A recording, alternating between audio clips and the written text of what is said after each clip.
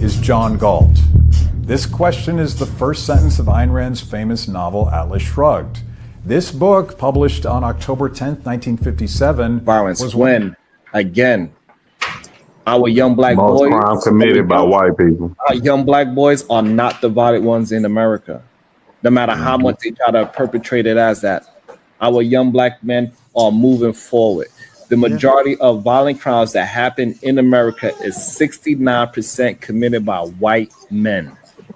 And see, so this whole idea that white people are safer than us is a lie, and is a fallacy that we got to stop. And this is a part of, for me, the black fatigue.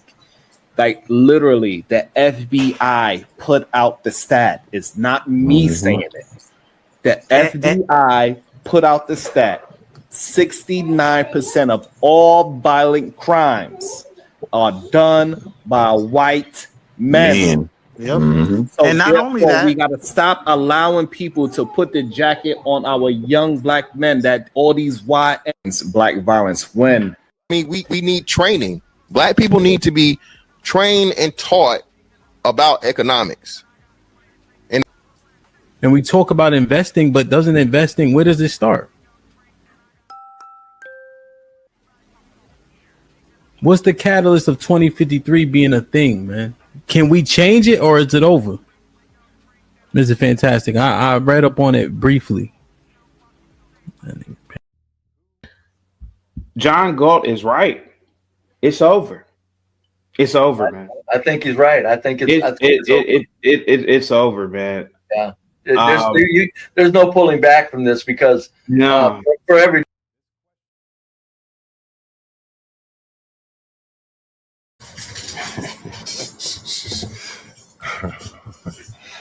Oh shit.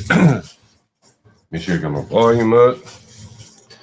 Oh man, Daniel Nixon, what's up? What's going on? You gotta follow who the J Han 82. What's up, man?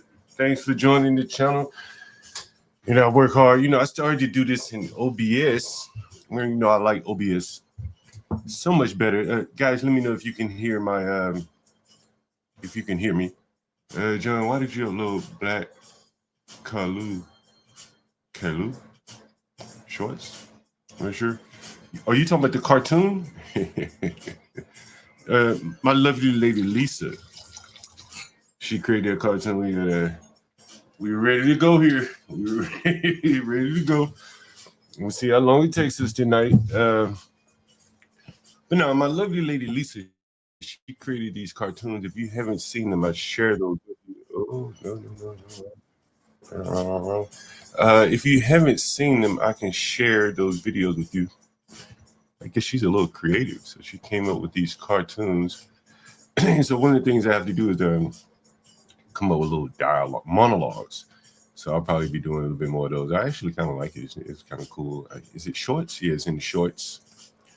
So I'll share that with you. Let me know what you guys think about those cartoons. I'll make sure to let Lisa know. And so anyway, so here is the let's see. There's a cartoon. Give me a minute. Let me pull it up here. Oh yeah. All right, there it is. All right, here's a cartoon. One of the cartoons, anyway, that we put up on the channel the other day. Was it yesterday? And here is a cartoon. Kudos to my lovely lady Lisa for creating this right here. Oh, it's not on screen. And we're also broadcasting. Let's see, how does this work? Okay. So since we have this, I'm testing out this portrait landscape layout. So I was just curious to know how that would work out in the landscape. I guess no.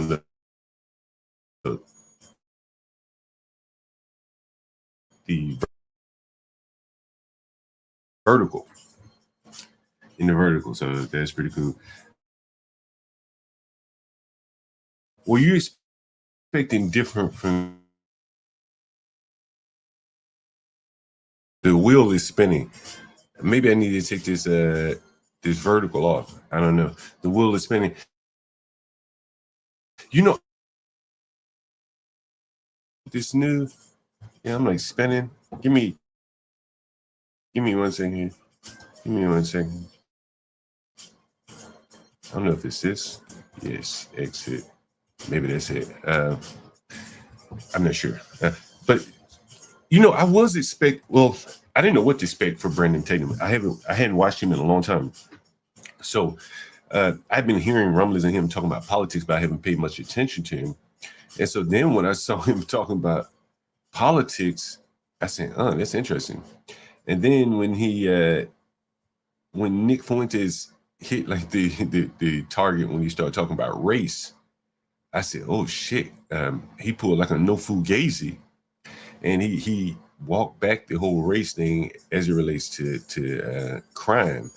And I said, "Man, that's a very unfortunate situation for him to be in that he's trying to play the middle on this whole race thing to pursue political."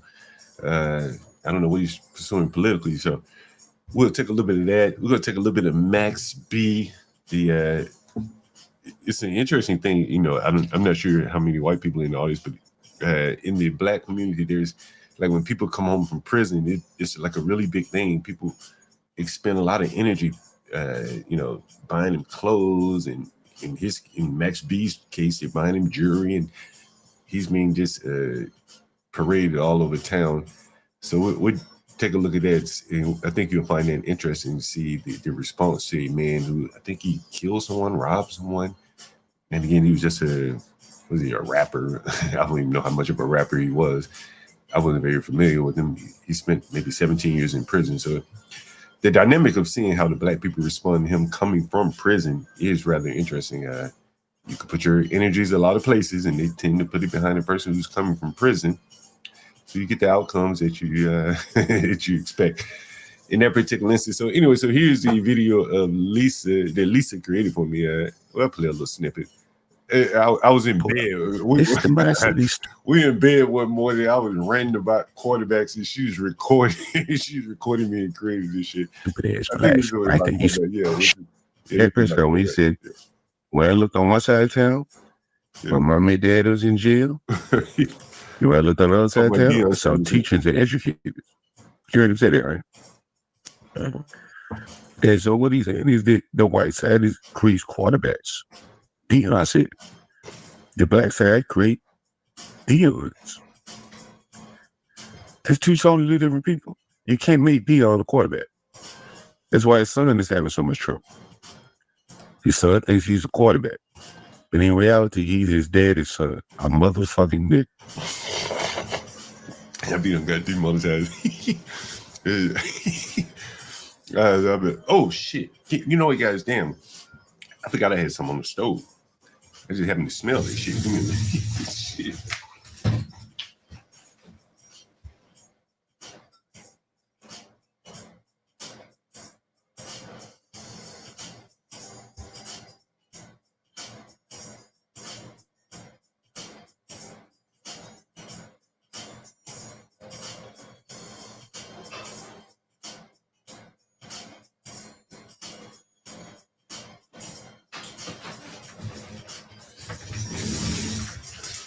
Damn, a little veal stew here for the winter time here. A little veal stew. My boy Johnny Boy was over here yesterday, day before yesterday. So got so many groceries, I gotta cook it down. Gotta cook it down here. So anyway, this is a video about this is about NFL quarterbacks. We'll probably get to a little bit of sports at some point today. Let me put that back up because I'm going somewhere. So Max B, I think I'll start off with Max B. Yeah, that's pretty low hanging fruit there. Max B. Give me 1 second there. Max B. How many of you guys are even familiar with Max B? I'd never even heard of him before, and I'm just going to go through all the stuff that I have here on Max B. It is somewhat of a phenomenon. I must be honest with you, to see this in 2025. Here's the first thing about Max B that I saw here. This is Max B, and where is this? He's trying to get into Harbor, New York City. This is probably lower west side. Yeah, Lower West Side. More than likely Lower West Side. This is No,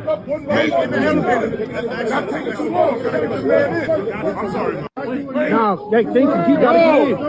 Let Max in. Yo, let Max in. Yo, let Max in.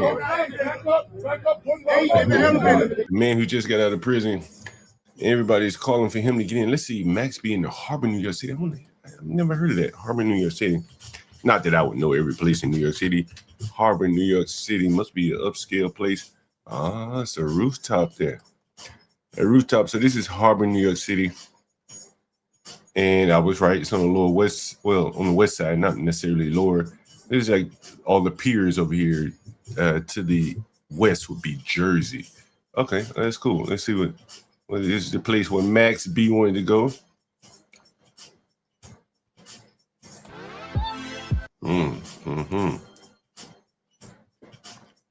So this is where Max B was trying to attain. You know, it's all rather interesting because I swear Max B must be about 50 years old. She got to be in his 40s, no less. And one of the first places he wants to go when he gets out of the jail, out of the prison, is the club. And it's that's all rather interesting here, kind of where blacks spend their time and energy. And here's more of a Max B's comings and goings. And you'll see a new pendant was made by Eric the jeweler for Max B. And this gold chain of some sort. Let's see what it says. Max B's gold chain created by Eric the jeweler after his prison release. And I'll let you guys come in on how is it looking. I got music in here. But it's one of those things, what is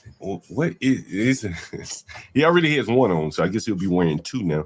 But what is the point of a 50-year-old, 40-something-year-old man, give or take, like wearing this type of jewelry? Particularly just got out of prison. You'd think he'd have other priorities.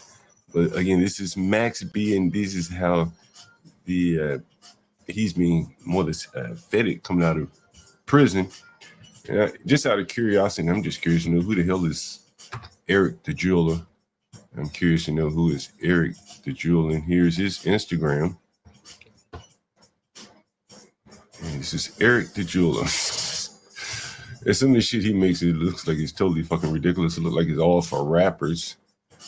And here it is, Eric the jeweler. And this is some of the jewelry that he makes. Fucking lighters, I tell you. 360 YVL. I'm not even sure what the hell that is. Piece of 100 carats of ice, 4-carat Marquise diamond in the bail, and 10-carat Marquise ring to go with it. Oh, this is for Playboy Carti. That's a rapper there. What in the fuck? Damn lighters. Give me 1 minute. God damn, these lighters. It's cheap ass. This is a 2-in-1 crossing Jesus face. They don't say who this was made for. We are manufacturers specializing in hip-hop jewelry in India. If you have some work for us, then we can give it to Lord. If they are sending this shit to India to be made, have mercy. Slumdog jewelry. Here's some more. Now, who is this? This is for Kim Kardashian, a Cuban choker.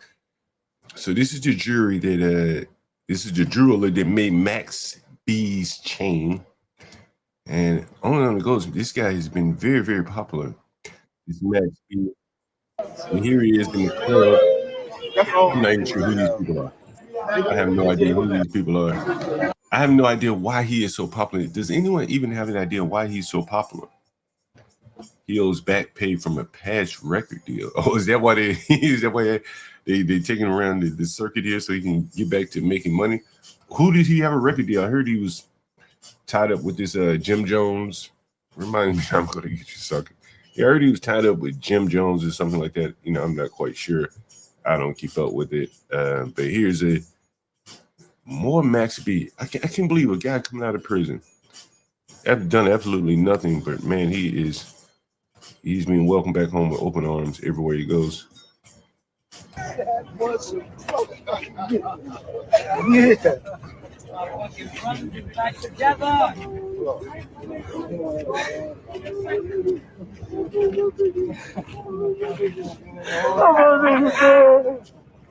finally did it. They finally did it. They finally did it. Now we did it. They finally did it. We going to Morocco. What do you do? Live back there. We going to space for every kingdom. Yes, sir.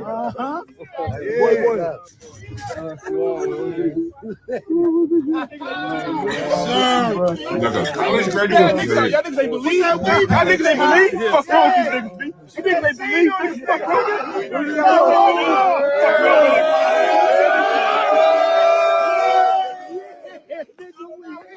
It's like he getting his chain. Hey, instead of taking the chains off, they're putting them back on. It's also interesting. I read a tweet from someone. It was yesterday or today, and he was talking about how like designer shit has been like a psychological operation done on black people. And you look at this guy, and you look at his behavior, and you look how they're rewarding him for surviving prison is to put a gaudy gold chain around his neck and make of that what you will. And again, we'll be done with this, Max B, in just a few minutes. I'm just highlighting my point, how this man who's done nothing but clearly went to prison for harming someone. Here he is at an NFL game, and he bumps into Method Man. nice. This is nice. No, they gave me the one. Kick off the.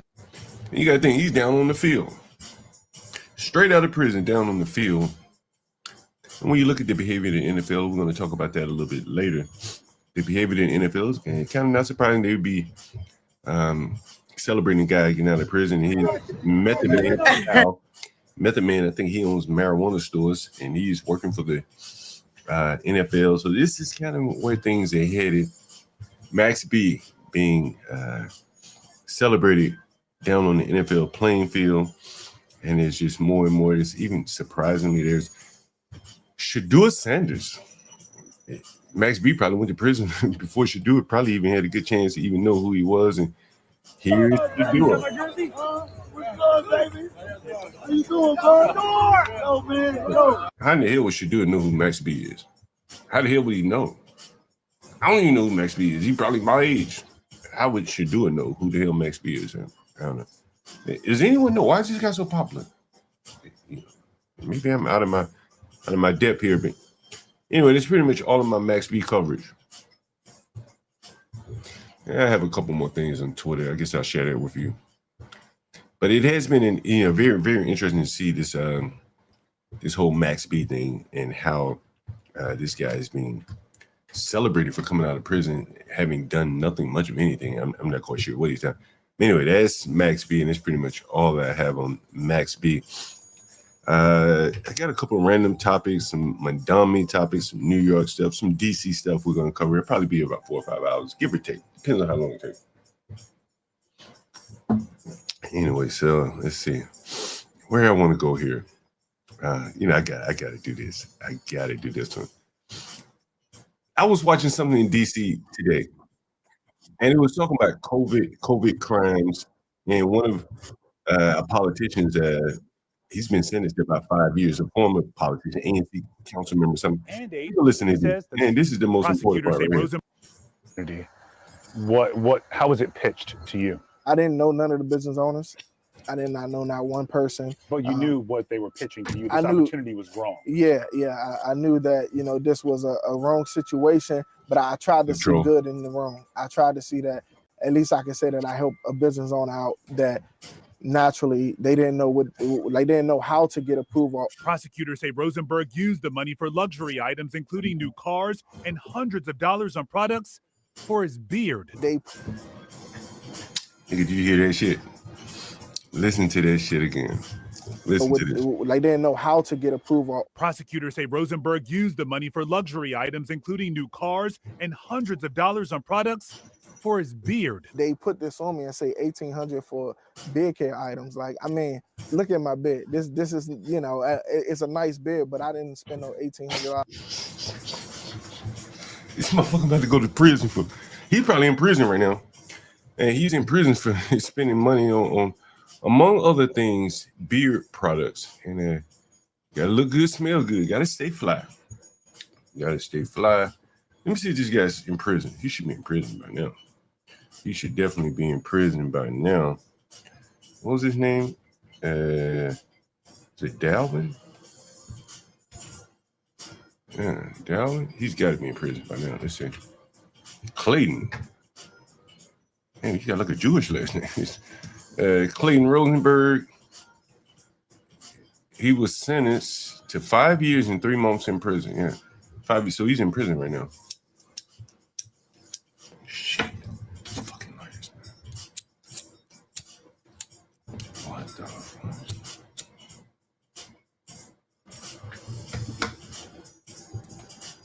Anyway, this guy, Washington man who scammed pandemic relief programs, sentenced over 5 years in prison. Alexandria, Virginia, Washington man was sentenced to 5 years and 3 months in prison for wire fraud. And that was the guy you just showed there. Some of the money he spent was on beard products. Make his beard looks good. And there was another article about fraud here in the Washington, D.C. area. Since we were talking about fraud in Minnesota, here's one that you might find interesting. Let me see if I can pull this up. And I was looking at this the other day.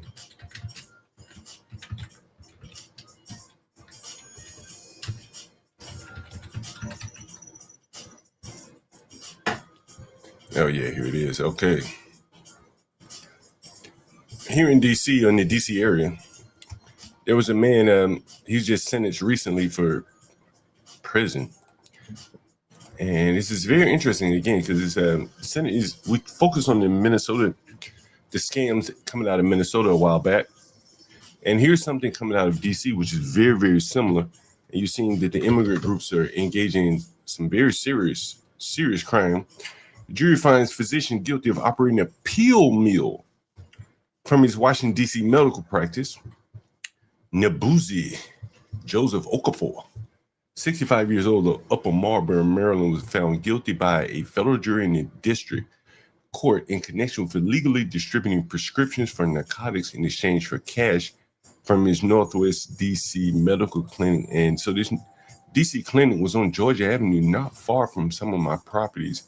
And you see a lot of the storefronts there dotted with Medicare companies, stuff like that. And I would imagine, if I had to guess, that a lot of these companies are engaged in fraud.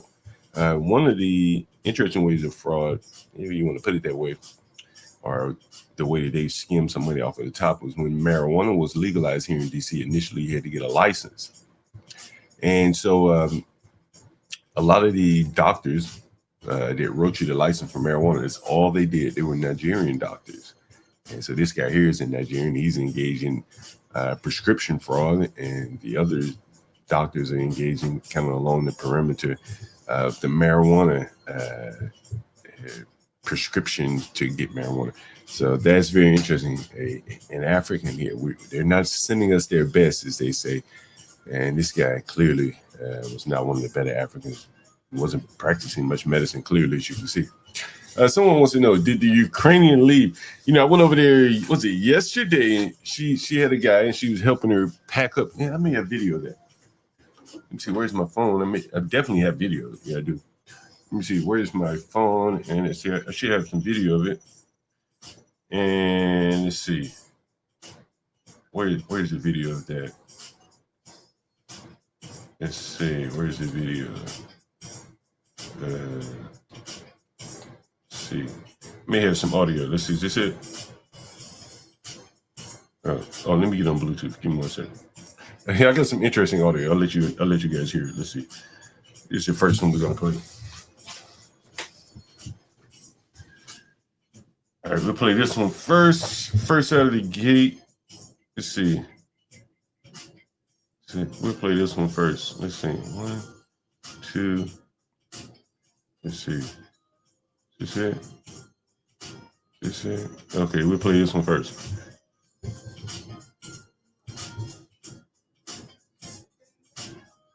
Can you hear it? I can't hear it.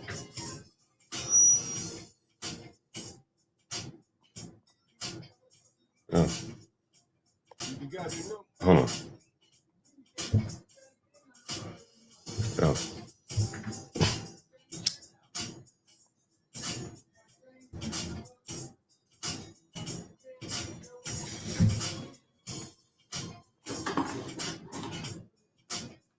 You got your number.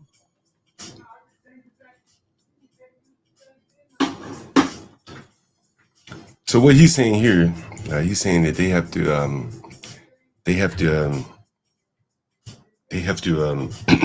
the EBT recipients now apparently have to change their PIN number every month, and this is what he's saying. I keep forgetting my PIN number here. I think I have him again.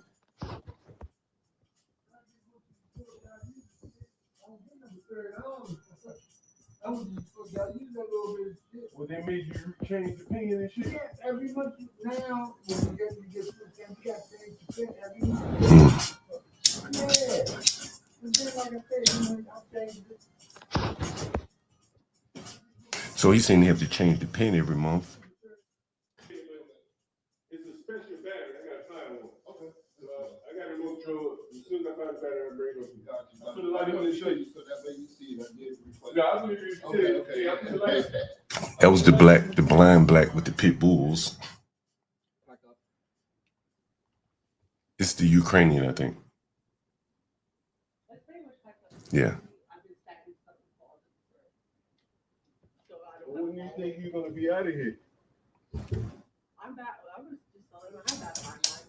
How long do you think it will take? 4 hours. By tonight, basically out of here. All right. No worries. Thank you. Is this your stuff out here? So she had a guy helping her when I went by there. Was it day before yesterday? Day before yesterday. So she had a guy helping her move her things out. He had a little car, so I guess they were making trips somewhere. I'm not sure. So she was packing her stuff up. So hopefully she left. Matter of fact, we should call her. What time? Is it not too late? It's not too late. Since I'm up here by myself, I can call her. Don't have to worry about anyone saying anything. She called me the other day. I'll call her right back.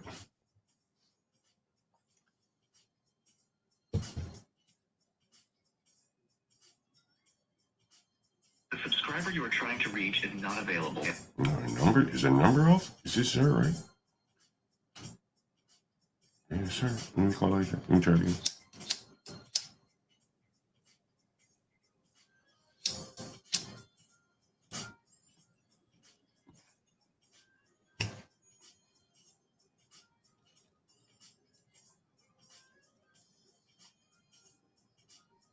Her number may be off. She texted me. She said, I cannot talk right now. I'm gonna say, did you get your things? Did you move everything out? Everything out. Yes, coming tomorrow. Hopefully she texts me back. I just texted her, hey, did you move everything out? And so she said, so she said she can't talk right now, so she better get out of there. The first thing in the morning, I'd probably just go in and change the code. I don't even have to go there. I could change it right now. Anyway, that's her. What time is it? 12:30. Give me a minute.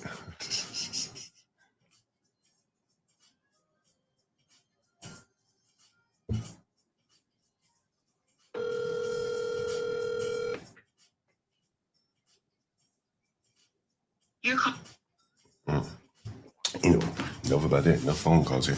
All right. Okay. Back to business here. Change that code. Yeah. Tomorrow morning, I change the code. She should be out though, because she had someone helping her move her things out. She had a guy helping her. You said why can't she make enough money stripping? So it's my understanding, based upon listening to her, one of the strip clubs was engaged in a lawsuit over like wages. The way she described it is kind of, and it's an underhanded business anyway. And so the way she described it is that they were, playing around with her wages. Let's just say that. That's what they were being sued by DC government for. And more or less, the people that are engaged in that type of business, they probably all know each other. And so she was more or less blackballed from other clubs by virtue of her complaints at this club. She was working at the cloakrooms. So she said, at one point she said she was working at Camelot when I first talked to her on the channel. But so now she says she's working cloakroom. So who knows? Who cares? As long as she gets out, that's all I care about there. Anyway, so back to some of the topics here. Here's a couple of topics. They said we're going to get to the Fugazi. We're going to get to the Fugazi for sure. Where do I want to go here? Oh, have you guys seen this? This was kind of trending on Twitter today. And this happened, of course, in DC.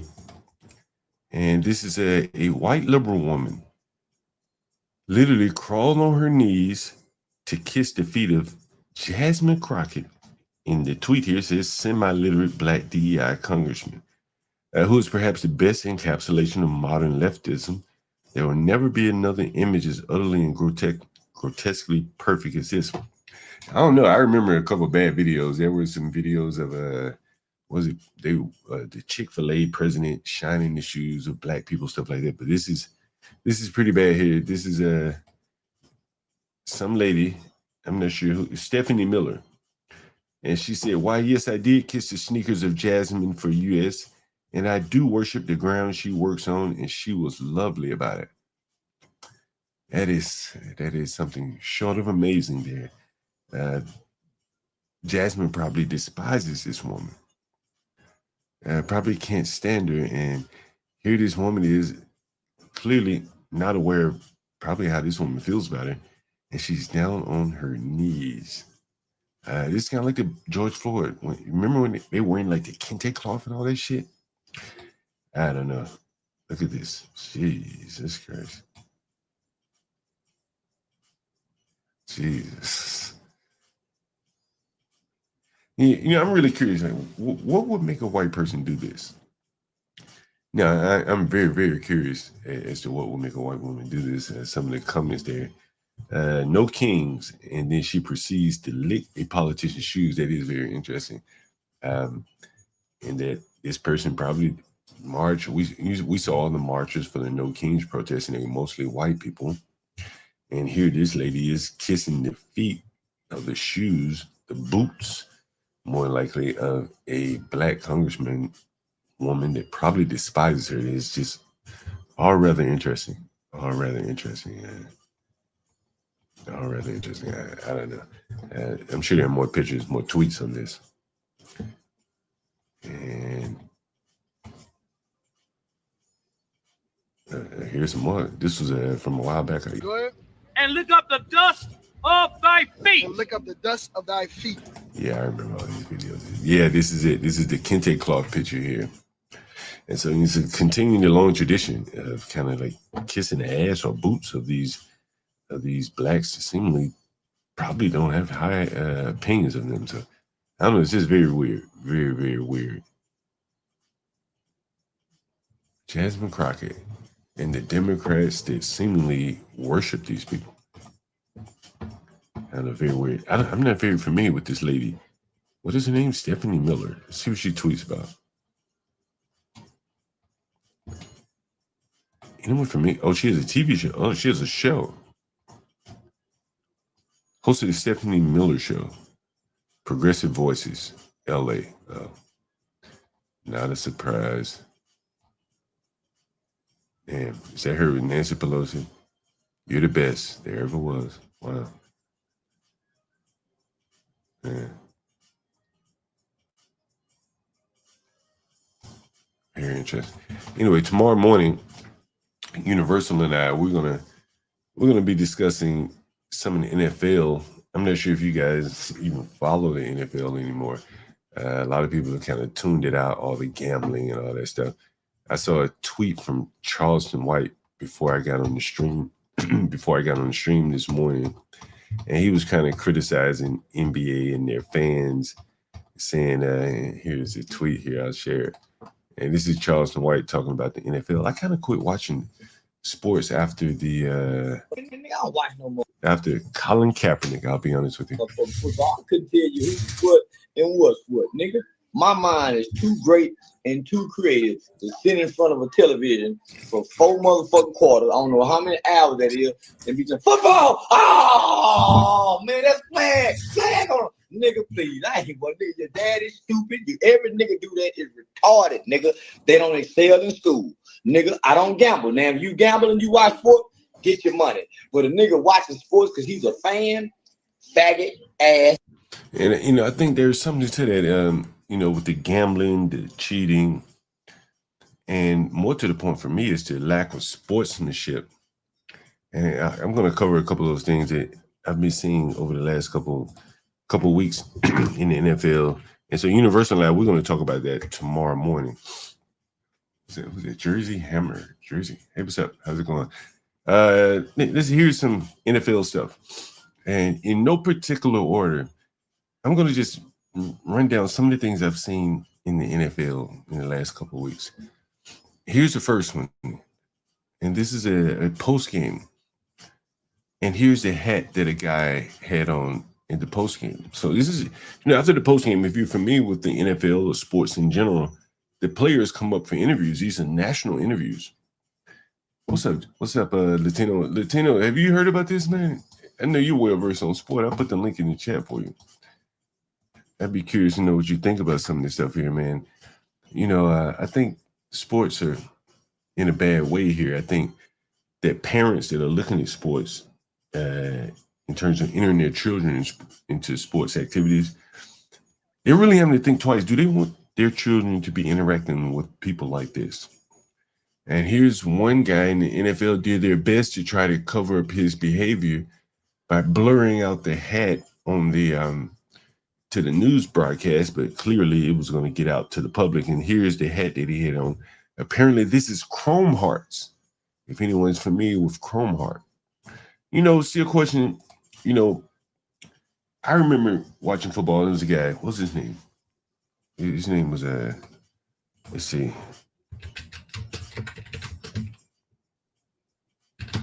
Yeah, this is him. I don't know if you guys remember this guy. Anyone remember him? Leon Lett. I think it was it? No, it wasn't him. It probably was him too. Let's see.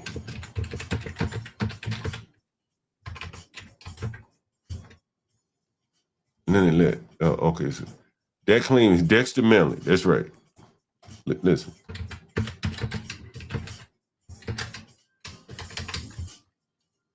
Dexter Manley was an NFL player, played for the Washington Redskins, and he was illiterate. But, he still was able, he didn't show up with sex hats on. So it wasn't education, it wasn't education or anything like that. Somehow he either knew or someone told him, hey, man, don't wear a sex hat. And this is probably Dexter talking about the sex hat. And you mentioned it. Well, it was such a big secret for me because as a kid, when I was in elementary school, I was in special ed. Mm-hmm. That's all we need to know. He was special ed. Okay, fair enough. But somehow he still knew not to wear this hat. Maybe they didn't wear the hats at the time. I'm not sure. Make these type of hats, but his behavior was not something that would do something like this. And so the NFL has changed, and the players are more like this. And I think for parents who are sending their children out for extracurricular activities, they really they have questions. They have things that they have to ask themselves. Do they want their children playing with the likes of this guy right here? I'm not even sure who the hell he is. Again, on down the NFL sports in no particular order. Here's an article coming from the D.C. area. Guilty plea in a high-profile, high-speed drunk driving crash in Prince George's County that killed 3 friends. Yeah, the people who died were former high school football teammates. One had gone on to the NFL. Fox Bob Barner in Upper Marlboro tonight. There were a lot of tears in the courtroom today. Relatives of all 4 people involved were on hand to witness the judge accepting the plea deal, though none of them wanted to speak publicly afterward. Klingman left the courthouse surrounded by family and friends. That's her in the tan sweater with long hair. She's on private home detention, has been for some time. Klingman has pleaded guilty to 3 counts of negligent homicide by motor vehicle. Bro, that's some looker there, boy. She's a looker. Yeah, she's a looker, bro. Man, I want you to listen to this, bro. She killed 3 people, man. God damn. It's triple fatal. She killed 3 people. That's serial killer shit, bro. And I want you to listen to her punishment. Listen, this is in D.C. This is in Prince George's County, the Black Run County. Right outside my back door is Prince George's County, about a mile away. While under the influence of alcohol. I want you to watch this. Watch what's coming. 1 count for each of the 3 young men who died in that high-speed crash in July of last year. And based on the circumstances of this case, we are recommending a sentence of 15. You see this right here? Get out. Get per each or just 15 for all? I want you to listen. But what I'm pointing out here is it, and I'm giving you some kind of some inside baseball from a black person's standpoint. This is a large poor class of blacks, right? Just like the blacks you see right here. These are poor class looking blacks. Yet this is in the richest black county in America. And she is the lady that was elected to mete out justice to these poor low class blacks. And she dances a fine line between meting out justice to the low-class blacks and, satisfying the criminal justice reform for the upper-class blacks. Somewhat similar to that you hear the people like the Nofu Gazy and the Brandon Tatum. Like she'll say white people commit crime too. But there are no white people in this county committing crime. So I want you to listen to how she sentenced these people. The plea bargain that she accepted. Listen. A sentence of 15 years, suspend all but 3. Jesus Christ. Nigga. What? You heard it? Look, you heard it? Nigga, did you hear that? Did you hear I heard that? it. I heard it, man. Hey, hold on, guys. Hey, Jay. Yo, we clipping How tonight. you doing, John? Yo, what's up? We clipping tonight. So when the video playing, don't talk about the video because we clipping it. We clipping. Okay. I'm clipping tonight, all right? But anyway, someone said play it again. And again, what I'm explaining to you are the dynamics of a black run county where they have to kind of play the middle. Do you send this woman down the road for 20 years? She's a sister girl, probably got a baby. You're further destroying the black community. You're like the foot soldier, this woman here. Yeah, but right? You understand? Yeah, I get what you're saying, but You understand? yeah, but wouldn't it be more destruction not to hold people accountable? Well, you have to dance the fine line. Yeah, that's disgusting to me. She's holding her accountable by giving her. We'll listen to it again. Listen. This case, we are recommending a sentence of 15 years, suspend all but 3. 15 years, suspend all but 3, which really means just give her 1 sentence for all 3. 15 years, suspend all but 3. That means she do 3 years, right? Am I reading that correct? I think what she means is 15 years per person, right? No, fuck that. No, yeah, per death, because I mean they can't count them all together. Those are separate individuals. No, you count them all together. You count them all together. That's what I'm no, hold on. And Lieutenant, let's say she went out and killed 3 individual people. Then those would be separate crimes. If she runs over 3 people, that's 1 crime. with multiple victims. So this is, I'm telling you, listen, yeah, I'll play it again, then we'll let it play all the way out. She's going to do 3 years, give or take. The judge, of course, will make the final decision. Kyrie Jackson, Anthony Litton Jr., and Isaiah Hazel were friends and former classmates at Wise High School here in Upper Marlboro.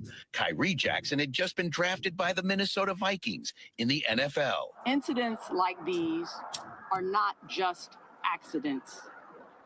They are preventable tragedies that occur from conscious choices. Prince George's County State's Attorney Tara Jackson says the men were killed in a car Hazel was driving at 130 miles per hour after it spun out of control and struck a tree stump.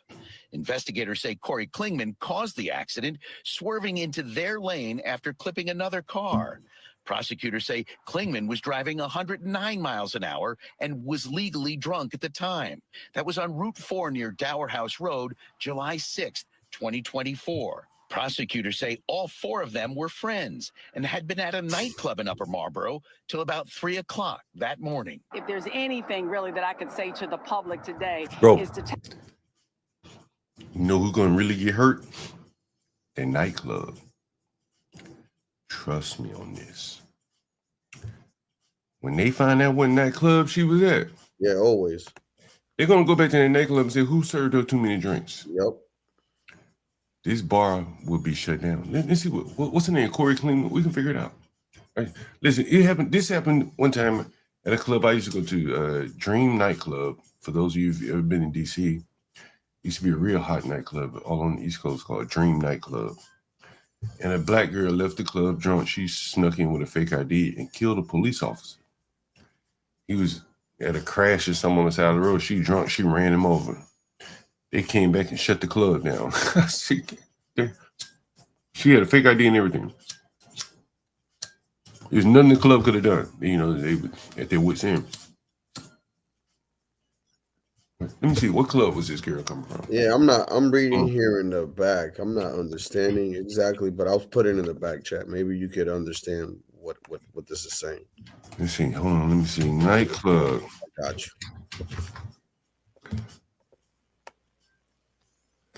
She probably comes from some ghetto ass club if it's in PG County. Look in the back chat. I just put it up. You got the club? You put the club in the back chat? Nah, I put up what they charged her with. Oh yeah. Yeah, so shit. Look like they must have all been in the car together. The families of all 4 people were there to witness the plea deal as it was accepted by a judge. None of them wanted to speak publicly, so they accepted the plea deal. Damn. Here it is. Oh, come on.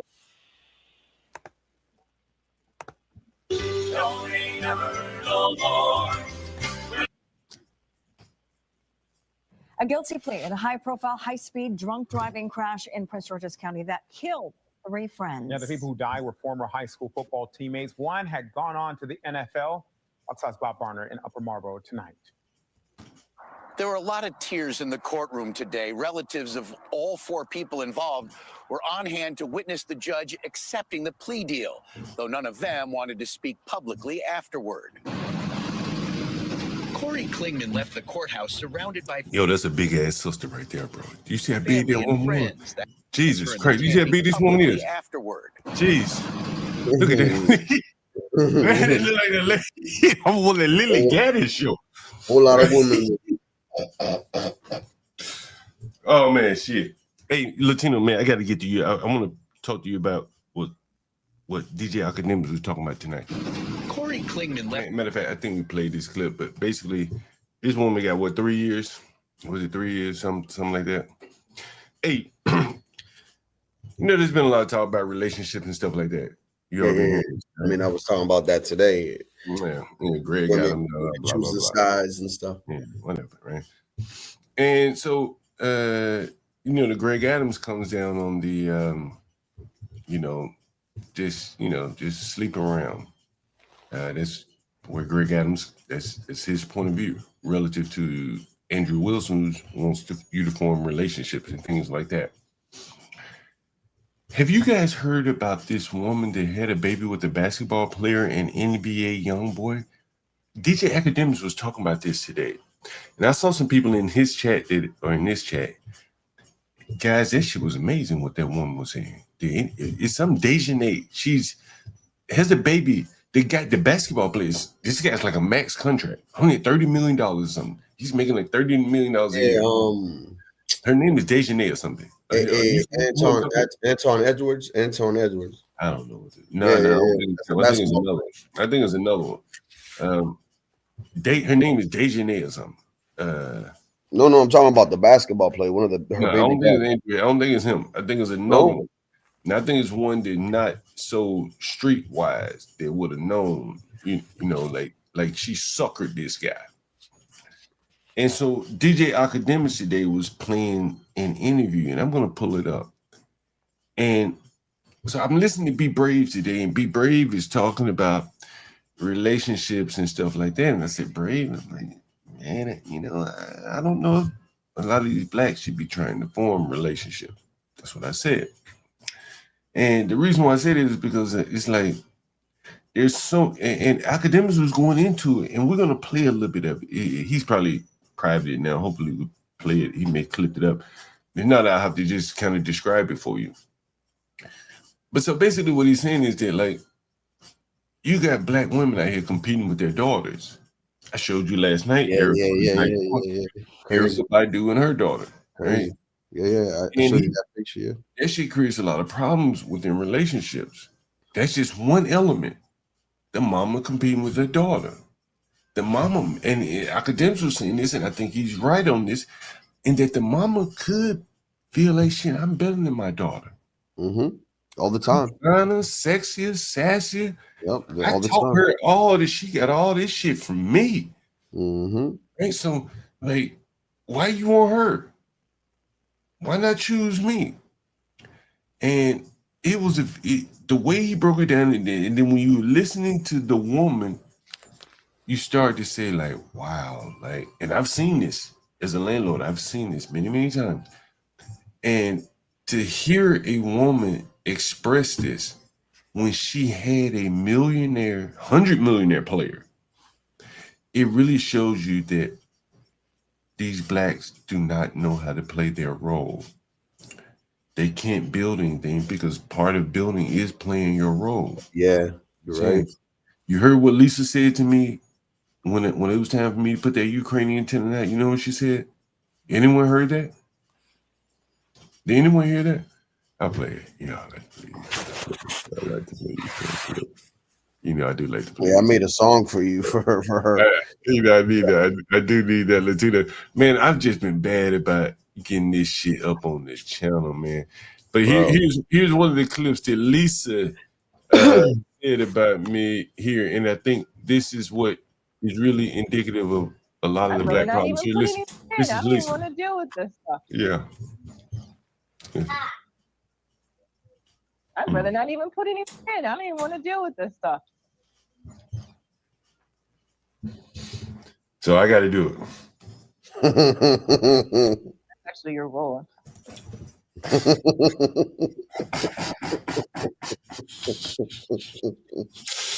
You heard it, Latina. She said, "Of course. I mean, she ain't wrong. Look at that show. I got to do it. Hey. I mean, that's actually your role. And then you know what else, Latino? Look, check this shit out. So I asked, I said, well, I'll do it. I'll do it, no problem. And I said, well, how about this, Lisa? Do you at least want to hear it?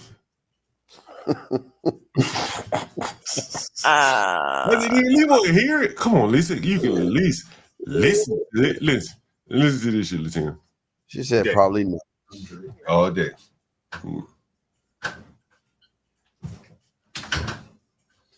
Well, Lisa, since you don't want to do it, I guess I'll let you. You want to hear it? I don't even want to hear it. I told you, man. I don't even want to hear it. This is my first time hearing this. Because, I mean, come on, bro. Like, come on, man. It's And, like I'm sorry, but it's like Be Brave. Let's say Be Brave had a woman and he was building that shed for that woman, let's say, or for them, right? She didn't want to hear how he built the shed. She just wants to see the shed built.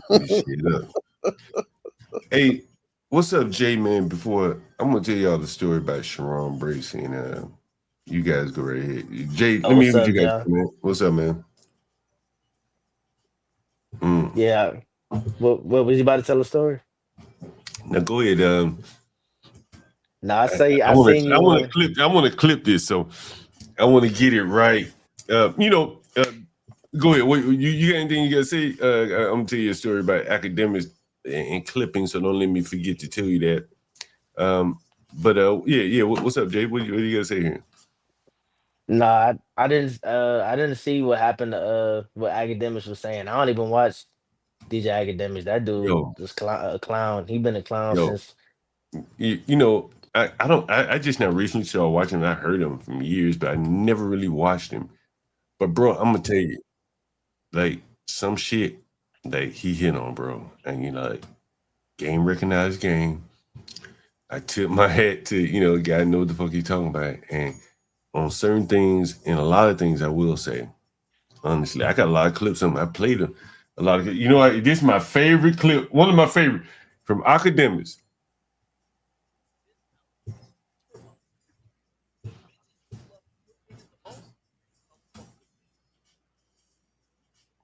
I can't hear it. Oh, let me cut up. Damn, I don't know why this shit don't be playing. Let me see what's going on. I can't believe you can't fucking hear it. Oh yeah, with the girl in the house. Yeah, you can hear it. Yeah, but he's accurate on that though. You can't hear it. You can't hear it. Yeah, I can hear it now. Oh, okay. Yeah, but he's accurate on that.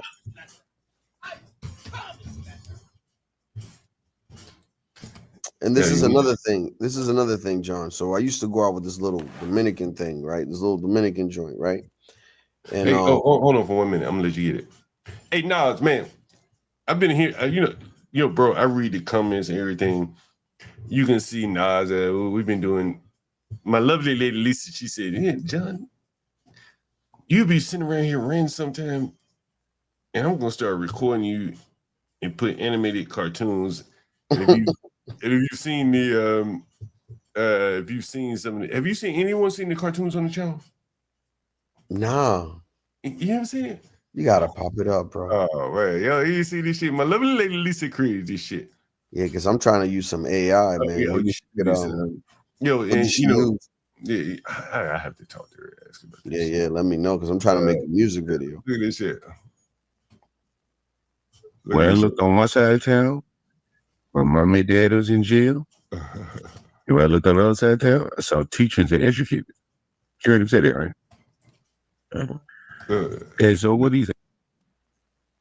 I just want to say, like, the risky nature of blacks. You got blacks made $500 million, and they're going to end up in prison for gambling. It's pretty fucking blacks in the NFL, they can't play quarterback position. They don't know how to analyze a quarterback position. You got the Deion Sanders of the world. And it's an unwatchable sport.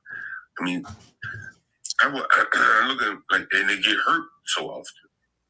Lamar Jackson, Jaden Daniels, they both stay hurt because they can't play the position within the paradigm.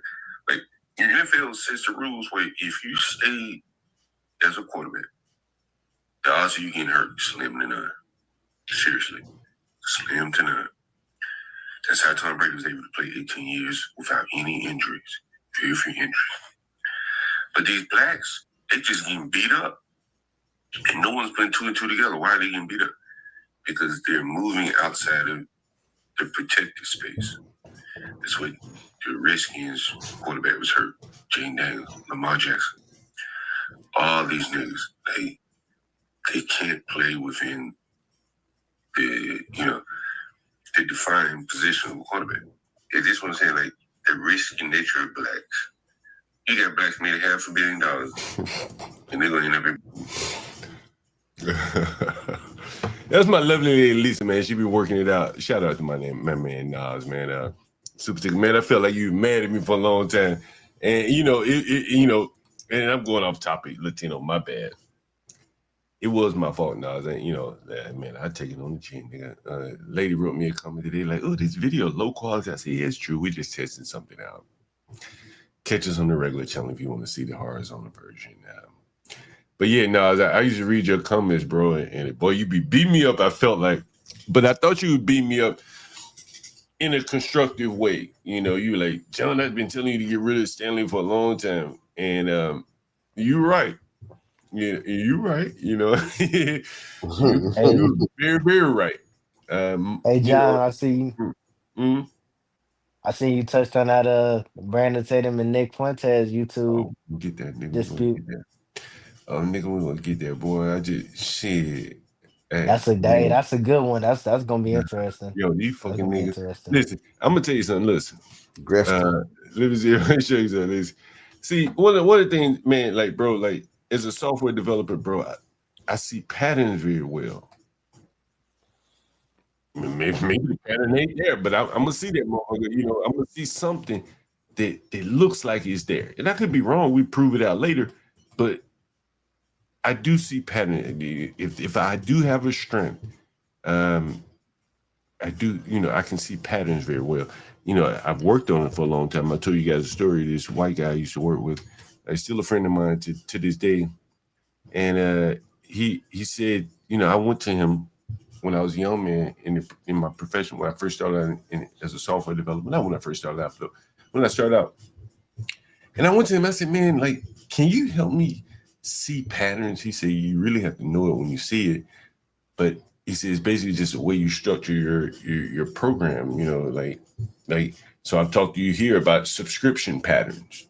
Most of us have subscriptions here, right? Most of us have a subscription of some sort, right?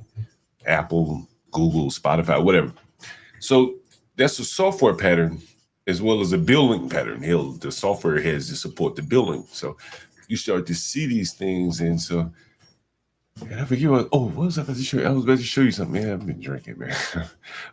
And so what I noticed was, here's this.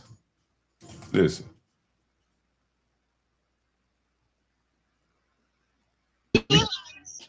Ghanaian women, Caribbean. And then so I started seeing the pattern of these black grifters. The first thing I noticed was they all had white women. Yeah. Stanley, no fugazing nigga, and who's the other one? The other boy, and Tatum. All got white women. And maybe it's a coincidence. You want to know what's funny? What I found out today too. What's that? But he's not black though. But Andrew Wilson, his wife had 3 kids prior, and he also was married prior. And he throws all this bullshit about marriage and all this, and he's a grifter too. Well, I think the race thing is a little different. It's a little different. You heard me say the other night. Yeah, it's damaging. Well, think about Lily Gaddis. I said the other night, there's no way Lily Gaddis could date a black man. Not with those thoughts. She's crossed the line that a black man of the ilk that would date her couldn't allow her to be speaking in public. Just would not work. You understand? But you dating Tyrone wouldn't give a fuck what she said. He just fucking. But Lily Gaddis would date, presumably the blacks that think they could attract a Lily Gaddis, they'd have to be of high status. And they wouldn't be able to accept that kind of language coming from their mate. And so you start to look at the Fugazi and the Tatums and the Stanleys. Man, can y'all niggas see the pattern? Can y'all see the pattern? I mean, I don't know, but Brandon Tatum though, like I've been following him for like. Yeah, I follow him a little bit too, but can y'all see the pattern? Well, I can't. I didn't even know Stanley was married to a white guy. I didn't even know. But can you see the pattern? Latino, you know Stanley. Can you see the pattern between Brandon? You know what? Of course, I can see it. So what? Sharon Bracey, you want to add him? Throw him into the mix. I heard some fat nigger Kev Stutters. He like white women too. Like, But to be honest though, I mean Nick is Brandon, he's not only beefing with Brandon Taylor, like he's beefing with Megan Kelly, yeah, Candace man, Owens, Ben I don't care about Shapiro. all that. I don't care about all that. Like, there's something bigger, deeper here. Those people ain't striking a chord with him the way that. And I'm gonna play the clip and show it to you. And so, I don't know, man. yeah, I know. I'm gonna show you to you. I know.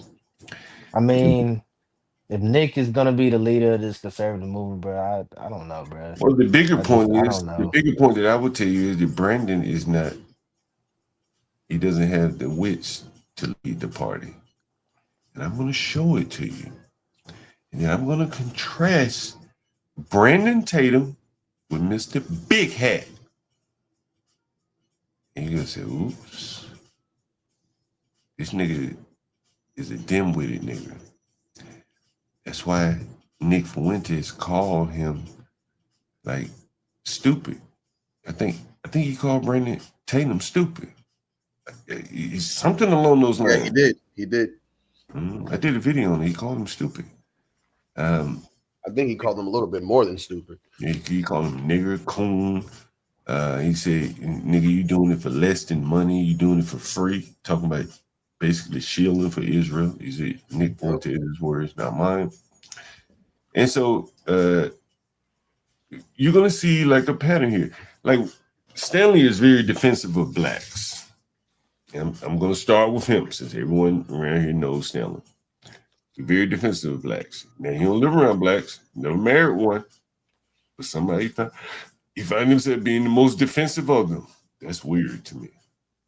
Yeah, I can't relate to something that I don't Right. Like, hey, nigga, you could be ambivalent. Like, I don't know, John. I don't really live around blacks anymore, so I really can't say. You could be that way. But he's very defensive. But he just doesn't like that, live just like that judge. He doesn't marry them, right?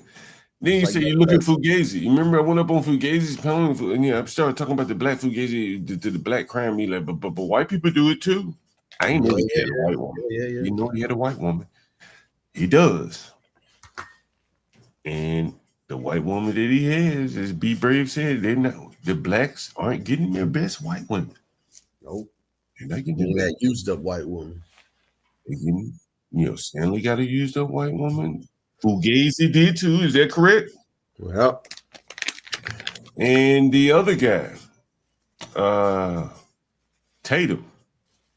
Is his wife used up though? Does she have kids from prior? I don't think he got the best white woman.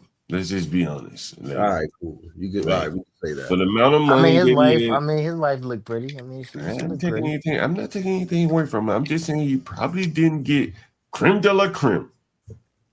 You probably didn't. I get what you're saying. I get what you're saying. I understand. And so I'm gonna play a couple clips. Let me see. I might as well get into it now, guys. Let me set up so I can clip this. I guess I should clip it if I decide to clip something. So let me set it. So give me 2 minutes. Is this it? Let me make sure it's the right one. All right. YouTube StreamYard is doing this. What are they doing? The vertical now. They finally stepped their game up to vertical. Latino. Yeah, I noticed. I'm trying to take that off because I thought that was something that I had clicked. Yeah, well, yeah, you basically did click it. Allowed to be streamed. Wait a minute, what's showing on? Give me 1 second. Okay, all right. John. Yeah. That soundboard you got, like you put your own sounds in there, or it comes with sound. Yeah. I'm trying to get. It comes with some sounds, but you for the most part, it's a lot of customization you can do this thing. I mean, this shit costs $600 or more. So you probably don't need this. I probably bought more than I really needed, to be honest with you. Yeah. You could buy this smaller one, the Podcaster Duo. Mm-hmm. I would suggest you buy that, honestly. Yeah. I'm doing my garage first. I'm turning that shit into a studio. I told you. Yeah. You know, I'm about to buy I got some other reasons why I'm buying it. So it'll serve a dual purpose. What was it called? A Sync Company Nas? What was it? Network? What is it? What's it? Nas Network Access Server or some shit like that. So I'm about to build one of those out. So I'm about to buy the server. And then I'm gonna buy like 2 hard drives. And it'll run cameras. It'll run all that kind of stuff. So yeah, I'm gonna do that. And but it'll also allow me to, like, when I'm streaming on the street. So I have like a stream deck. You know what a stream deck is? No. So I have like a little stream deck. This is it right here. Oh, okay. And so I can push a button there, turn my camera off, stuff like that. And so, but it's tied to the hard drive that I'm on, whatever hard drive. So right now I'm on my desktop in my studio. So, but if I were out on the street, it could be tied to my network drive, like a cloud server type thing. So it's pretty cool. Yeah, it's one of the benefits of this house thing, like getting it, just playing around with it. What's that? Oh, let me get ready for these clips. Latino, you started making videos yet? Nah, man. I actually want to get into I'm gonna make a video soon on coquito, teaching y'all how to make some Puerto Rican eggnog here, man. I'm gonna teach y'all how to make that. And I think I'm about to do a live this weekend with the crew again. So hopefully that could be good. Oh, that should be some good shit right there. That should be some I'm trying to get if I can't get a bigger soundboard to connect multiple mics. Because mine only takes 2, right? Because I want to be able to get at least like 4 or 5 mics, let's say, right? Yeah. I'm just going to get an adapter. You think it would still work if I put an adapter of like 5 or something in the back? Man, I think with the Rode Duo, you probably can get 4 plus maybe 1 more. You have to check out the specs. Hey, give me 1 second. Let me read down the comments. The life of running QB is definitely shorter than a QB that stays in the pocket. That's definitely true. You saw Jackson Dart got hurt this week, right? Yeah. They were going to win that game if he stayed in the game. Yeah, they were. They were up by 2 touchdowns. Yeah, you know who he reminds me of, man? He reminds me of Brett Favre, bro. That boy, gunslinger, boy. He a gunslinger. But John, to your point, I mean, based off the rules in the NFL in the past 20 years, I mean, they have made the quarterback position the safest position that they possibly can make it. Especially after Tom Brady, that guy that hit Tom Brady, he injured 2 quarterbacks like that, breaking their MCL.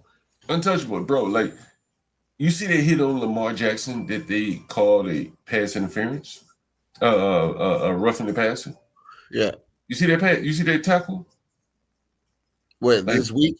Yeah, it was this week. No. I thought when he got injured. I'm like, it was as clean as it gets, bro. As clean as it gets. And they called it roughing the passer. As clean as it gets. It wasn't low. It wasn't high. In the body.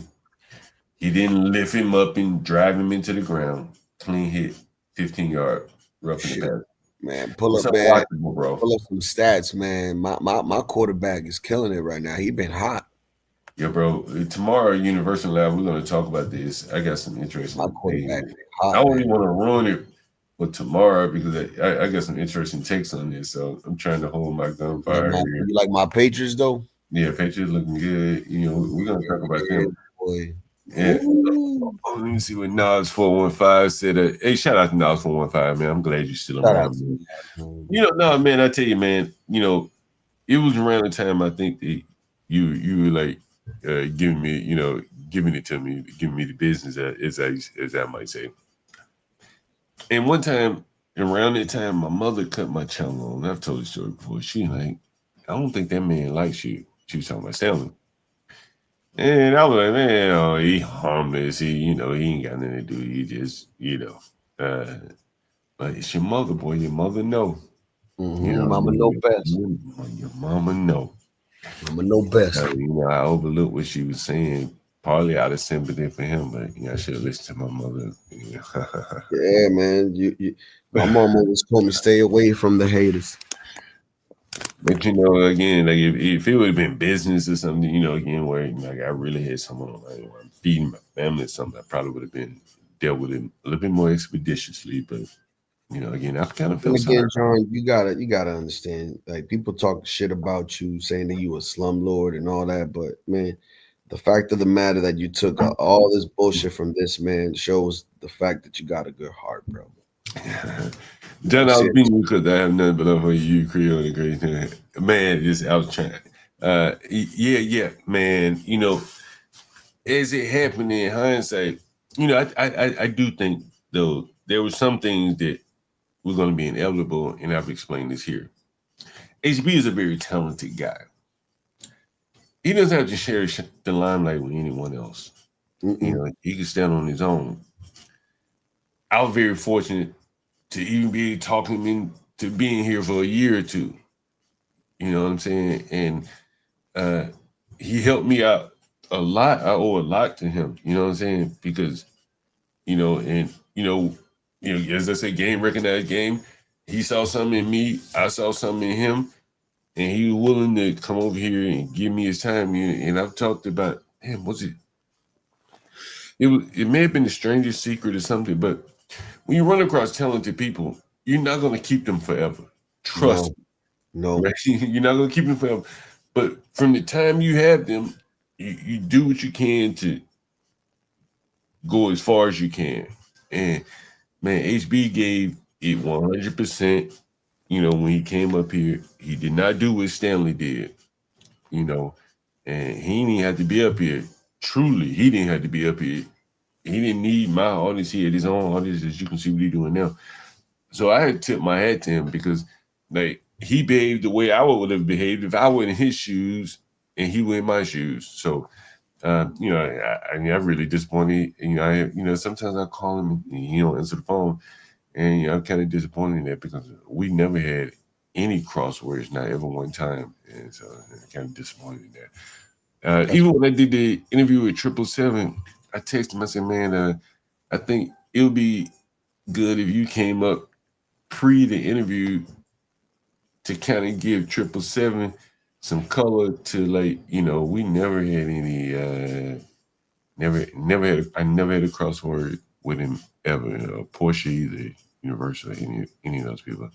And Sharon Bracey, yeah, he is included with the No Fugazi people. And bro, I'm telling you, I think with that New York City election, there's some other things shaping up with the economy the way it is. Like, people don't have time to be trying to play the middle. You guys pick one side or the other.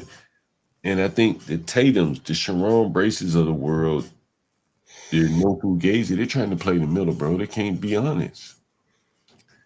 And I'm going to play. John, I mean, Yeah, go ahead. What are you about to say?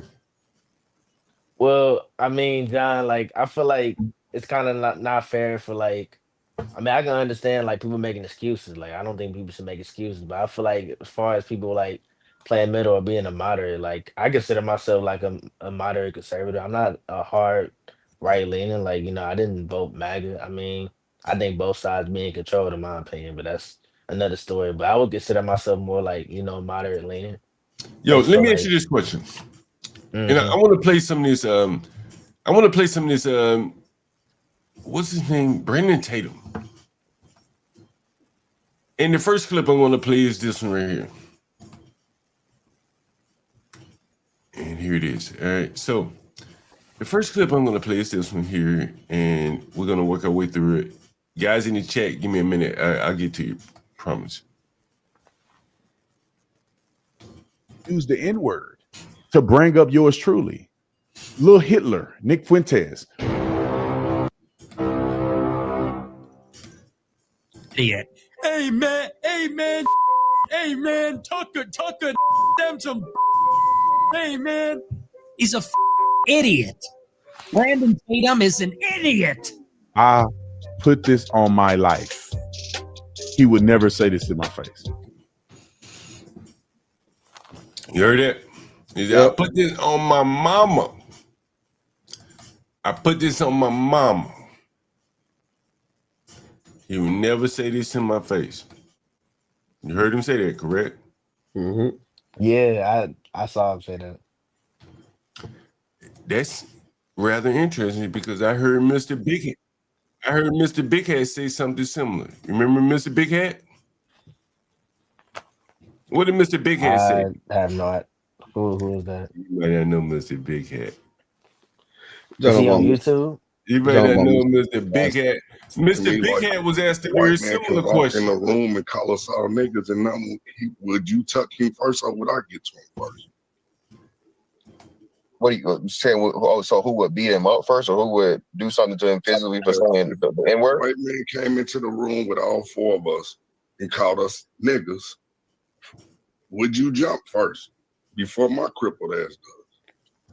Yeah, it would definitely be. It would definitely be a very bad situation for him. And what did Brandon's take say? If Nick Fuentes said these words in front of him, he said, I bet he wouldn't do it. Why would I? He's an idiot. Hey man, Tucker, them some. Hey man, he's a idiot. Brandon Tatum is an idiot. I put this on my life. On my mama. He would never say this to my face. What you do? You want to bet me? I will upload it on Instagram for you guys. If he would ever come and get in my face and say what he about to say on this thing, he would never do it. What do you think he's implying there? That he would attack Nick Fuentes if he said what he said in front of him? Is that I'm what he's not gonna lie, implying? bro. Brandon Tatum should have not said like on my mama, bro. It's just like some I said on my mama. That's but crazy. I said on my mama, but you do understand, like, Brandon Tatum is implying violence over words, correct? Mm-hmm. Would you agree? First right advocate. That's a very low IQ response, right? That's a very low IQ response to words.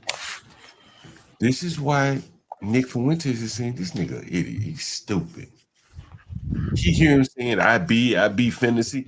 I can say that because I'm in the ghetto. I ain't trying to aspire no political aspiration. Right, I gotta yeah. say the King's English. Nigga, I'm in the hood. I don't give a fuck. I be finna do some shit right now. Nobody judges me. But Brandon Tatum is trying to go kind of out of his lane where he has no authority. He's a police, right? That's what everybody was watching him for. Now you want to get into politics with people who are much, much wittier than he is. Trust me. And, you know, when I pull up some of these videos, you're going to say, damn, like, he's not a Nick Fuentes. He's not smart enough. That people are not going to coalesce around Brandon Tatum. He's just not intelligent enough. He's not I mean, he got some intelligent points. I mean, he got some good As debates. a police officer, yeah, I'll listen to him. Hey, you tell me how to respond when I get pulled over by the police. I'll listen to you. I'll listen to you. Come on, John. Come on, man. What's wrong with that? John, come on. That's what he did for a living. Why That's how he got big. Yeah, he did. Right. If listen, if you were a police officer for a living, and you started to tell me how I should respond when the police pulled me over, I'm gonna listen to you. You a police. I'm assuming you know what you're talking about. Now, when he swerved into the lane of trying to be a political commentator, he don't look, bro. He got tattoos all over his hands, bro. What, man? What? He don't look, man. I'm in Washington D.C., bro. He don't look the part. You understand? He don't look the part, bro. Let me see what shit. Let me see what shit. Listen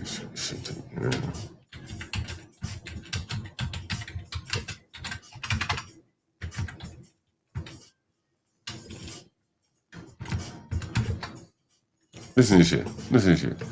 Man, where you listen to this fool?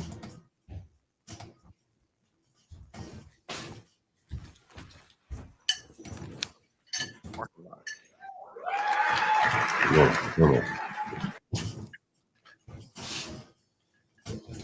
I said, I want them to turn that place into a parking lot. Bro. Why you care so much about Israel, bro? Like, I'm gonna clip this and put it on the internet.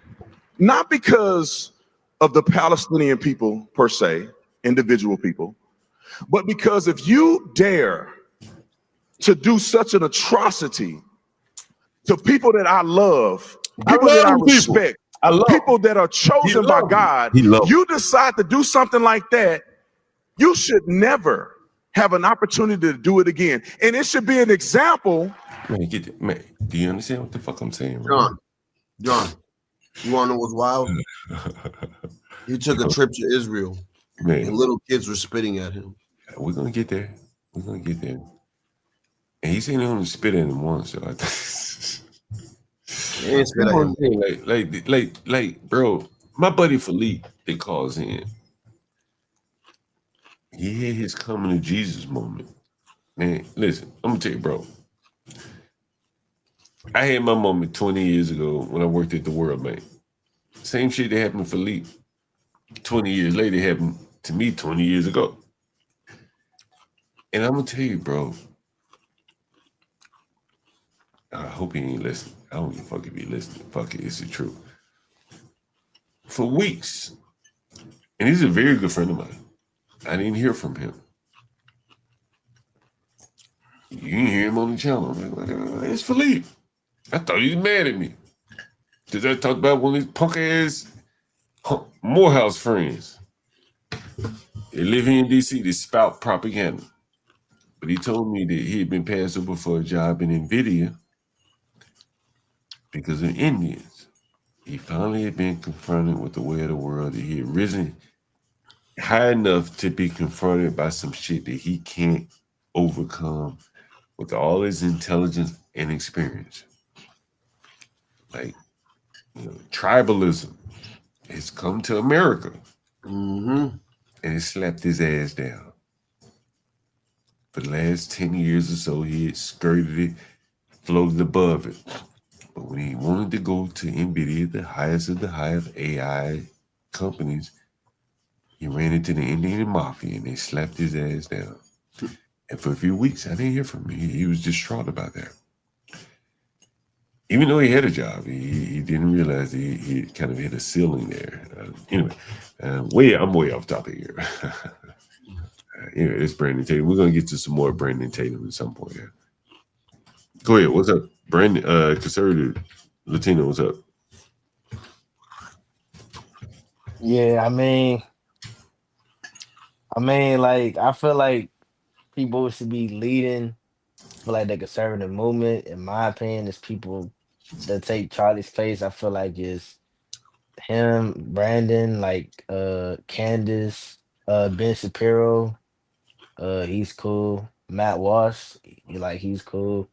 I think Steven Crowder too. Like he has some good points. I feel like me personally, if somebody like Nick Fuentes or Lily Gladys is leading the conservative movement, then I'm out. I know. Yeah, I'm out, bro. I'm out. I'm being honest. You gotta get out. You gotta get out, man. And this is the point. This is the premise that I'm making. This is the grifters.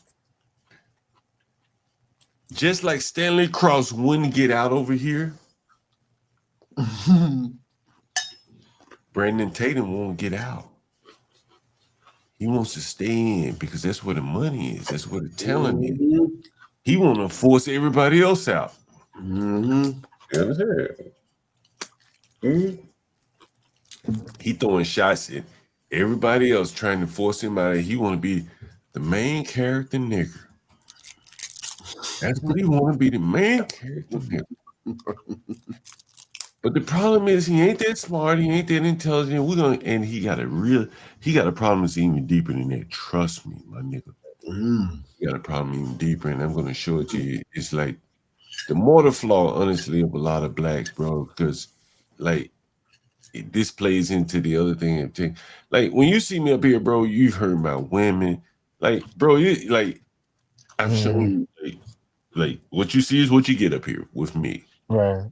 Right? Like, ain't no white woman over here in the bed over there. Ain't no white woman. Right? You heard my women calling in. You like the sister gals. for better or for worse. And you know what's crazy? Like think about this shit. I want you to understand this.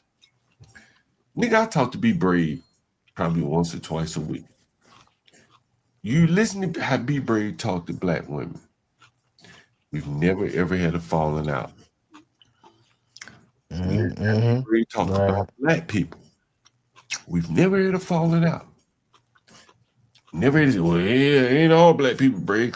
I understand what the fuck Brave saying, right? Brave ain't talking about just slaughtering people and nothing like that. He's like, look, this is what it is. This is how I feel.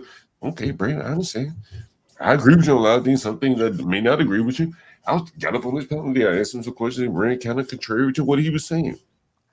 But we can coexist because I'm willing to accept reality. Here's what it is. Yeah. I'm saying. And then when I start playing these Brandon Tate clips, you're going to realize that he can't accept the reality. And I'm going to tell you some anecdotal stories to further prove the point that I'm making. And so let me see if I can get this Brandon Tate over. He's Nick Fuentes. See, where is it? Brandon Tatum, Nick Fuentes. Nick. I don't even have to type Fuentes. It's just Nick. Here it is Nick Fuentes. Wait a minute. This can't be real. I'm looking. Hold on. Give me 1 second. I'm looking for it. Nick Fuentes. Was that a live? It probably was a video. It had to be a video.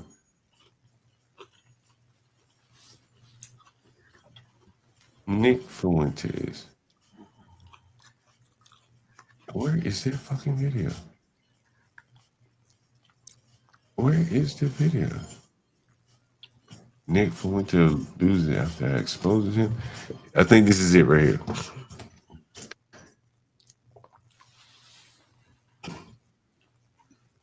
Little Hitler, Nick Fuentes. This is a full video here. Why would I? He's an idiot. Hey man, Tucker, them some. Hey man, he's a idiot. Brandon Tatum is an idiot. I put this on my life. He would never say this to my face. You want to bet? Get in my. Anytime I go live, I make. Now let's get to the grand finale. Nick Fuentes, as some people call him. Only reason why I'm making these videos is because organization means. Organization means you're in the debate on anything that you claim are your core. For instance, let's say Hitler was still alive. We go back in time, done, and the grave was out here. If you interview Hitler or start back on people, I mean, he killed, not bringing any of that up, but normalizing people. I'm not a wussy like pause. You come on my show. Wait. This nigga just said pause. That's some old ghetto ass shit. Right? Mm-hmm. He just said pause. He said pause. Just one thing, like, bro, like, he ain't refined enough. Right? Like, it's the first thing I just noticed. Listen, I want you to keep listening because he's going to say something, and then I'm going to bring to you a story. And you're going to see the problem that he's facing here. Stanley Cross, Brandon Tatum, no Fugazi. Tucker Carlson, all these other people. You come on my show, bro, I'm going to get in your rear end. Okay, see, listen how you talking, bro. This is hood talk. This is he come over here, John Galt and talk like that. You go see T-Pone, talk like that. But if you want to try to start talking politics, getting in your rear end, and bro, and all this, that talk don't work, right? It don't work. Would you agree with me? It doesn't work. Right? Pause. I'm gonna get on your case. Nick told me to say that. It's his generation that did the pause. I'm gonna get on your case, bro. You're not gonna sit across from me all. Yeah, I'm gonna get on your case, bro. Look, you see all the tattoos? Look at all the tattoos on his arm. Bro, he don't look the part. He don't look the part. That did the pause. I'm gonna get on your case, bruh. Bruh. You're not finna sit across from me. All that junk you were talking online about me being stupid up there, and all I'm that junk. It sounds like stupid people talk.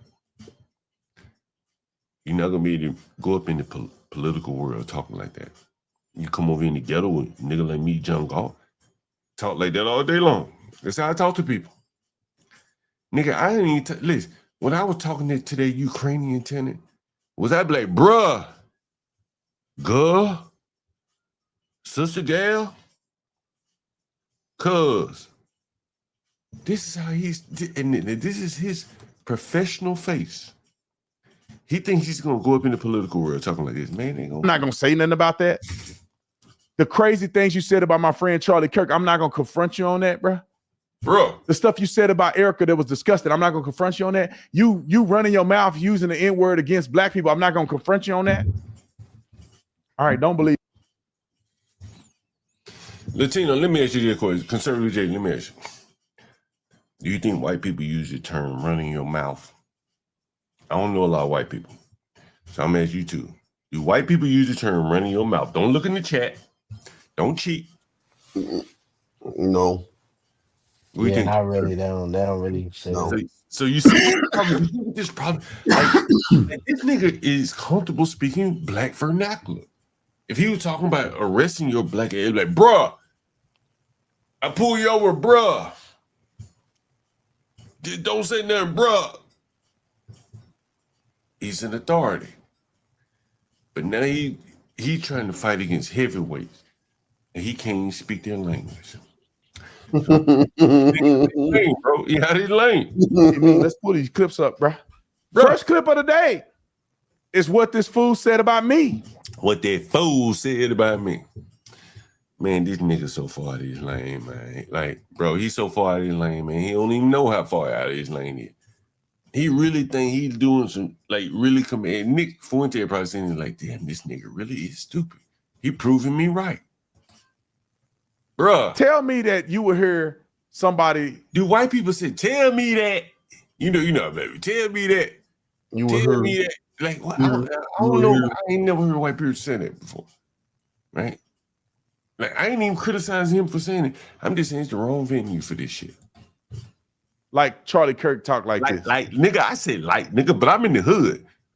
You trying to go up in the political world. You want to debate with this white man. He buttoned up.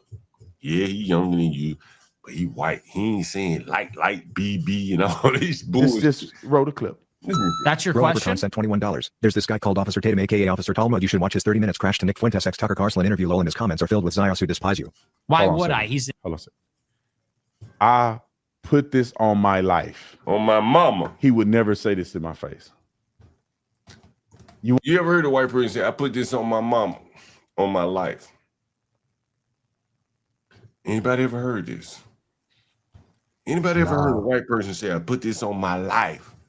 On my mama, on my dead kid, on my grandmama. On phone them. I never heard. On phone them.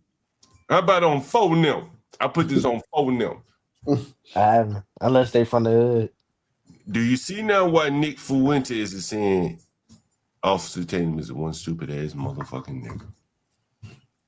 Do you see? I mean, I definitely think Tatum should have I feel like used his words differently, especially like with his vocabulary, and I feel like the way he's saying things, I don't think he should have put slang on it. But I mean, Tatum is an intellectual though. I low key think Nick is not on brand to say that. I don't really see Nick Fuentes as a debater. I feel like he's just more of a radical. I don't know. People like Brandon and Candace, they actually like intellectuals.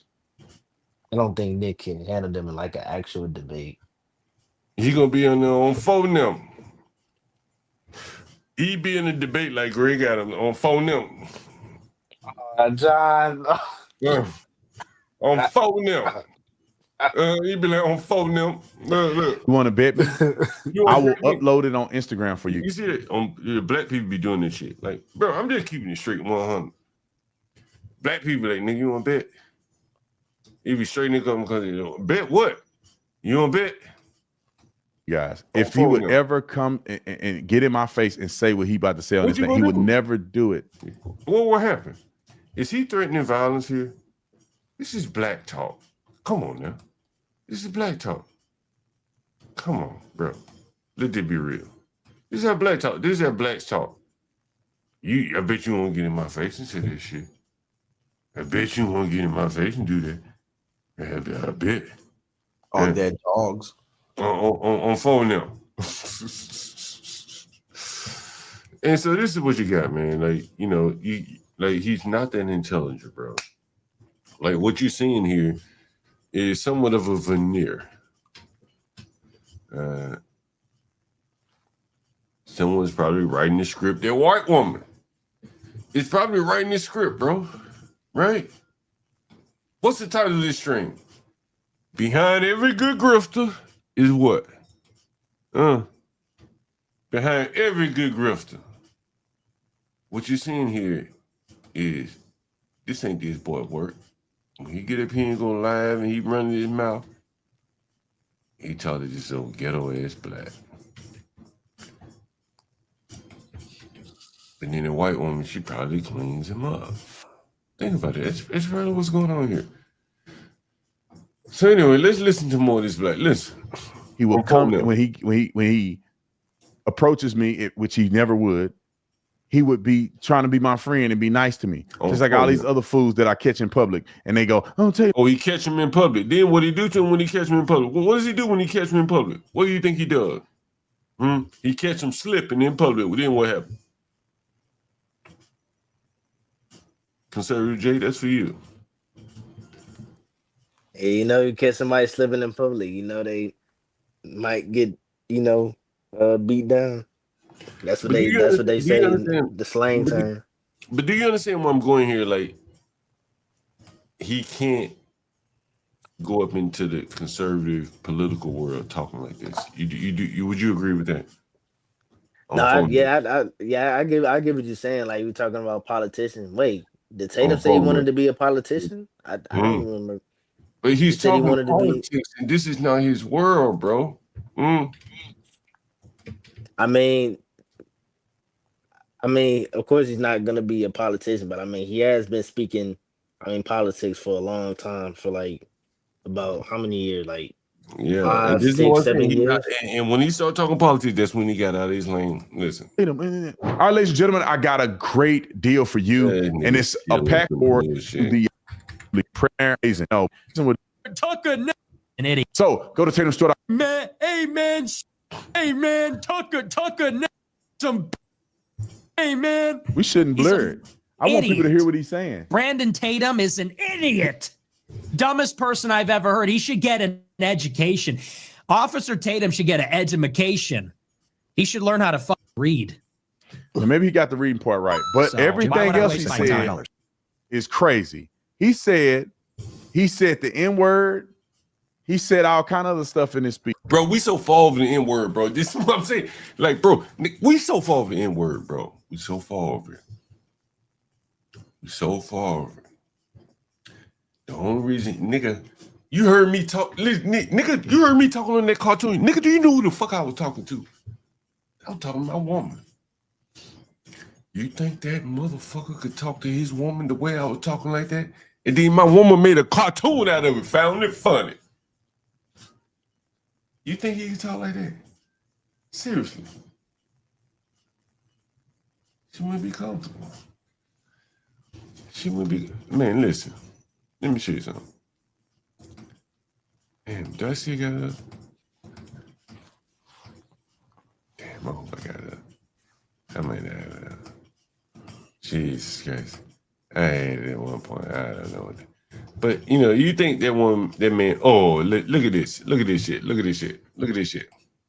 Jesus Christ. Will you look at this right here? Will you look at this? Oh, I hope it come up. I got it. Look at this shit. Look at it. Look at this shit. Look, will you look at this motherfucker? Look. Look at this shit. Look at this shit.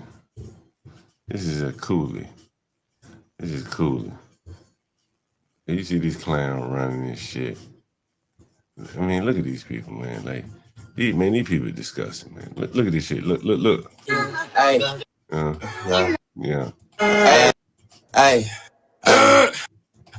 These niggas is fake. What? Yeah. Hey.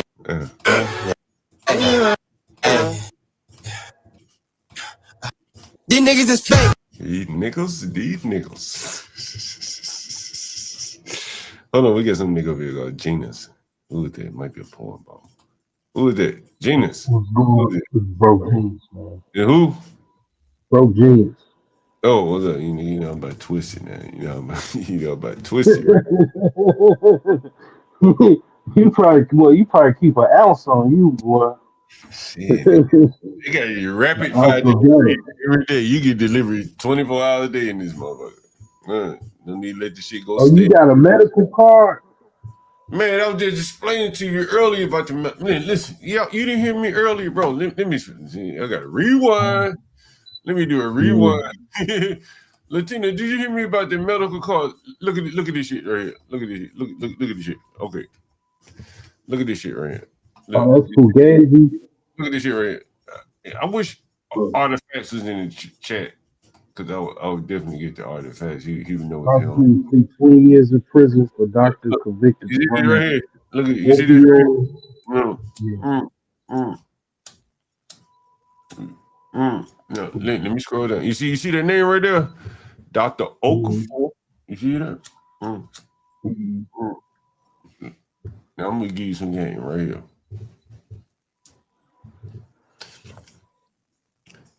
When these other groups, immigrants, come here and they talk about how we doctors and lawyers and shit. This the kind of medical shit they practice. Trust. They're not doing any skin grafting surgeries, plastic surgeries. They'll be hacking on people, bro, and hustling. And this is what they do. Now, what did you ask me about marijuana? Same thing applies to marijuana. Many of the doctors that wrote you the prescription to get weed were Africans. Huh? What? Huh? That's true. Very true. These are all a scam. That's the point I'm making. This guy was in the pill mill scam. The Africans in the marijuana prescription scam. But just think about that shit. At one point, marijuana was illegal. Now you're getting prescriptions for it? Come on now. You see the game being played. Okay? Yeah. Anyway. What's that talking about here? You showing a video, I think it was Fugazi. Oh yeah, I was showing that Fugazi nigga. So I showed him with his woman. And I want to get back to this because this is something very interesting. This guy said something very interesting, man. The reason why it's interesting to me is because I don't think he understands the way of the world. And I want you to listen. We were trying to block it so they don't ban us. But that's what he really said. Matter of fact, you know what I'm going to do on one of my other platforms that we don't get canceled on? I'm going to play the raw clip of it. Maybe on my Instagram or something, I'll play the raw clip. Y'all go to my Instagram and find it, the raw clip of it, where he's saying the N-word and acting a fool. But we got a whole bunch of other clips. Let's roll clip 402. And this is just a few clips I have. There's probably 400,000 clips of this fool. And see, the other thing is, I want you to really pay attention here. This is the unseen. There are no clips that Nick Fuentes can play of Tatum. Tatum ain't that bright. He'd be content for fodder, but he's not engaging in content. Nick Fuentes would play content of Tatum and laugh at him and make fools out of him. And I want you to listen to he's about to say something very interesting. I want you to listen to Tatum. Like, he's not that intelligent. He's going to say something very interesting. Listen. Being a nut job. And Tucker brings him on, and people don't know this side of him, right? He go on PBD podcast, he go on people's podcasts, and they go, But then people don't know that this is the other stuff he's saying on his own platform. Roll the clip. Hey, see, this is the first thing. He think Tucker doesn't know what Nick Fuentes is all about. Tucker has a whole crew that can go and research everything, and that's what Tucker's crew would do. They would go and say, okay, we got a guest coming on. Here's what he's been saying. That's how it works in the media world. Anyone understand how it works? That's how it works. Yeah, they got their own research team. It would debrief Tucker, say, here's what Nick has been saying. You may want to talk to him about this. Here's some suggested questions, whatever. They would prep Tucker. Mm-hmm. And so, but Brandon Tatum says he can't express it. He did hoo-ha, hoo-ha, hoo-ha, ha, ha, ha. Right? Listen how he expresses him. The podcast, he go on people's podcasts and they go, He didn't say one word. Listen, he didn't say one word. He's not very articulate. He didn't say a word. Yeah. That's not a word.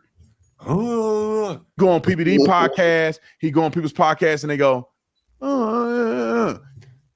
Now, trust me, nigga. If you go on PBD podcast, he has staffers and everyone prepping him to be ready for this show. The clips are all ready to go. Correct? Anybody that watch PBD, you understand? Yep.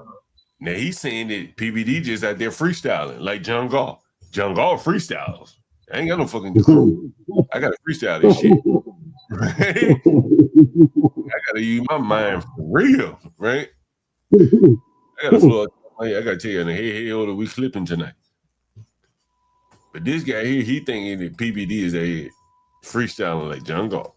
But then people don't know that this is the other stuff he's saying on his own platform. See, this is ignorance here. He thinking that PBD don't know what the hell that Nick Fuentes is saying on his own podcast. Come on. If PBD came on stream and didn't know what Nick Fuentes is saying on his own channel, he would fire all of his assistants on site. That's black talk for you.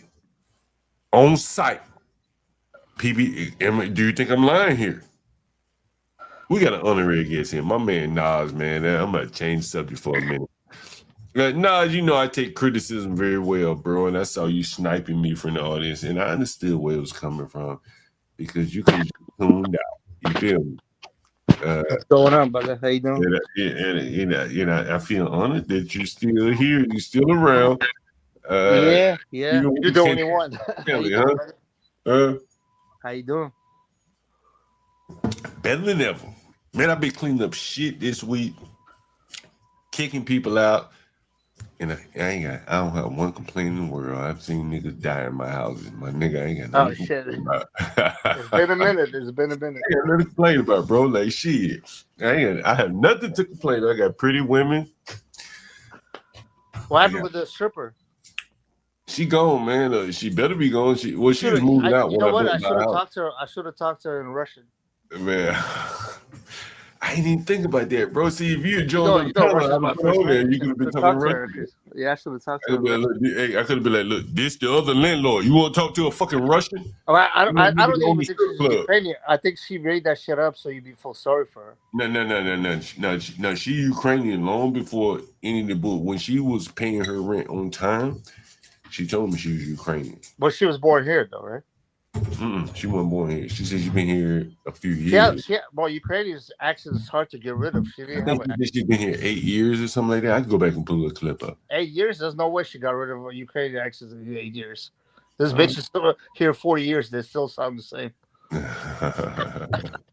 They don't get rid of it because that shit sounds sexy. But you know what's interesting? You know what's interesting? Latino, how you doing, man? How's family, brother? Man, I'm all right. How you been? Man, I'm dealing with a lot of health issues this year. I don't know, What? day by day, man. Day by day. What kind of health issues you dealing with? Man, I don't know. Fucking like beginning of this year, I woke up middle of the night. I felt like I was getting stabbed in my back. Oh shit! They can't figure this shit out. What the fuck it was? Like it's been like 8 months, and then my leg just blew up a few months ago. It was like all legs. You said what? Your what blew up? My leg, entire leg, right leg, my knee, my calf, my thighs, everything's swollen like times 10.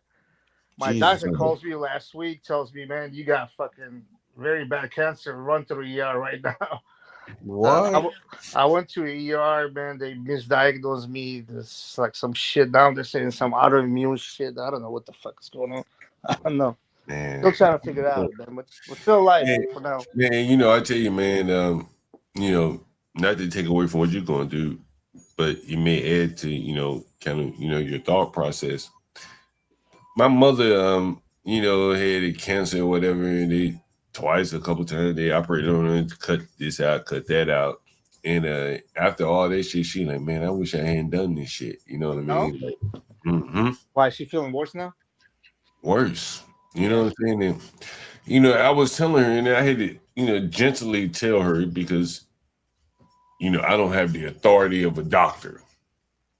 But I read a lot about medical shit, and your body was this breast cancer or something else? Yeah, breast cancer. But your body typically will surround a cancerous cell. And if you know about like I talked about it a while back, what is it called? Contact inhibition.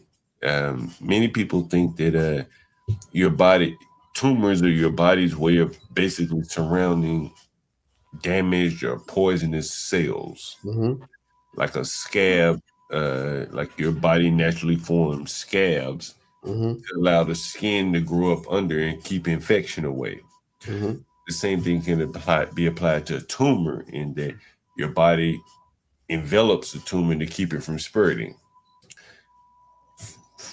Downstream from that is that when you go in to get a biopsy and they send in a probe to pull out some of the cells, the other cells are able to escape. The cancer cells are able to escape, and your body has done a good job of enveloping those cells to keep them from maintaining it somewhere. Right. And so that is they've cut open dead people, old people, and they do like what they call autopsy or whatever, and they see cancerous cells inside of them. But they were never diagnosed. Their body seemingly done a good job and they lived a full life, relatively full life. So anyway, it's a decision, things you have to make on your own. But you have to take crazy. My sister battled it last year, and it was insane, right? They cut off both the breasts, radiation, chemo. I was stressing so much, and now they're telling me I have what I have because I'm stressing so much. It's insane, man. You know what's so crazy about this? Breast cancer and shit like that. Let's see, how does it work? Okay, so Black people, now this is true. My mother had breast cancer, had both of us breasts cut off. So if a Black person catches breast cancer early, like in their 30s, she's gonna die, more than likely. But if they catch it later, they stand a better chance than white women. If a white woman, what's the reason for that? What's in the DNA? What is that? Gene? It's skin. Don't correct. Yeah, someone may correct me, but like, John, you're wrong. I've been drinking, but it's the vitamin D uptake. So, like, this is very interesting. Now, I'm a biology guy, so it makes perfect sense to me. So, white people will burn in the sun, correct? Yep. Right? You probably think these are white people. What are y'all? What's sun at? Skin? What is it? Sun? Sunscreen. Melanoma. But y'all wear sunscreen or whatever the hell. Lotion. Yeah, sun lotion. Yeah. So, but part of that is white people have an efficient process to process vitamin D from the sun, which is the best way to uptake vitamin D. Yep. Does that make sense? Yes, it is. Yeah. Whereas, and this is all from breast cancer, because one of the ways they test breast cancer people is their vitamin D levels. I know this from my mother's experience.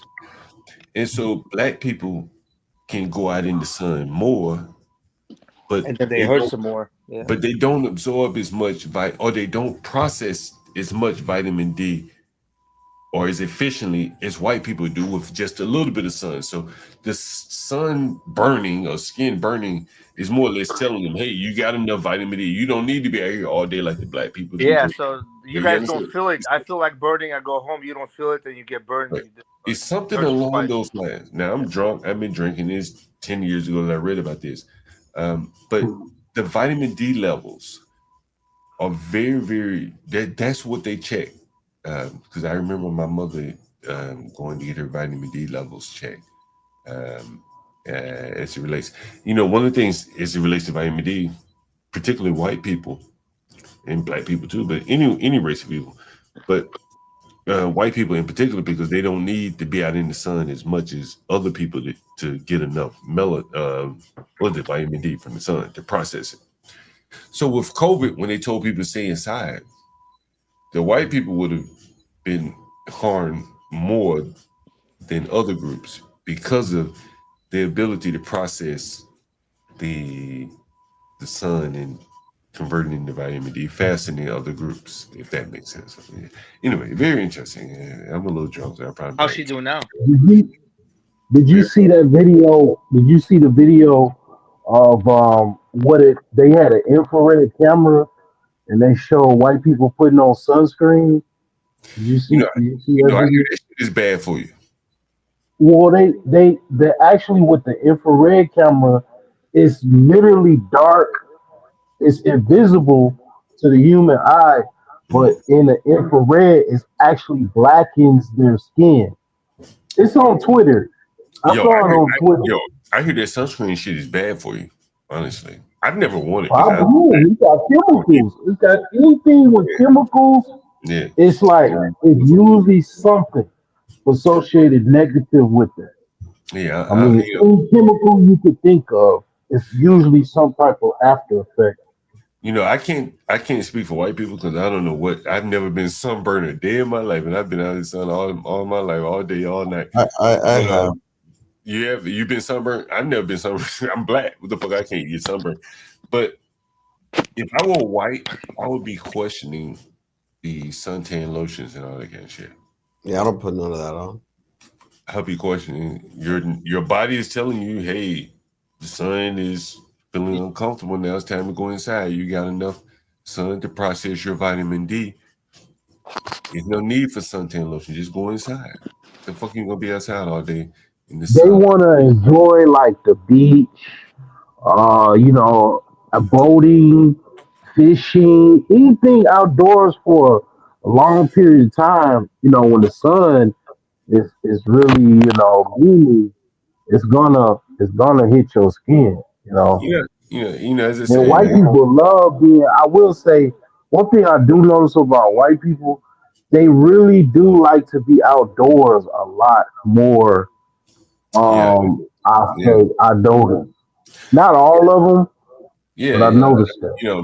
Again, like there are a lot of solutions to wear as opposed to wearing sunscreen. You could just cover up, put a Yeah. shirt on, put a linen shirt on if you want to wear something light. You don't have to put sunscreen on. If I Wear wore white that shit that the Muslim women wear. Yeah, if I wore you ain't gotta do all that. I mean, you can wear something nice and breathable. But if I were a white person, if I were a white person knowing what I know and I'm black, I wouldn't put in that suntan lotion. I would just cover my skin before I put that shit on. Now let me tell you something else though, right? So black people living above the equator, they say we really not supposed to really live in the cold. White people can survive in the cold better than Yeah. black people. Hey, let me respond to let me respond to Blue Jay. Blue Jay, I wouldn't know any of this stuff if it wasn't for my mother having breast cancer twice. And I am a biology guy too, so there is that.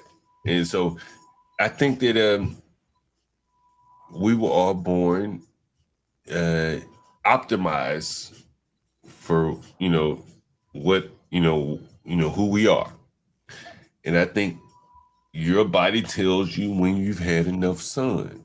It's the same thing with water. Right, your body tells you when you've had enough sun, and we try to like go around that by putting on sunscreen lotion. But white people, based upon what I learned from my mother in her breast cancer surgery, are able to process vitamin D much more efficiently than say black people. So black people can tolerate a little bit more sun because they process it more inefficiently than say white people. That's why your skin would burn as a signal to you to get inside the house. So I wouldn't use that sunscreen lotion. I just cover up, keep the sun off me, wear a hat, something, as opposed to just letting the sun burn me and then resorting to chemicals on my skin. That doesn't make sense to me. Yeah, but you do what you like. I'm not telling you what to do. Anyway, go ahead, guys. Yeah. Oh man, But go ahead. yeah, yeah. I don't think we don't do that well in the winter. Black people. I'm saying black people. Yeah. Like Hey we man, just don't feel well.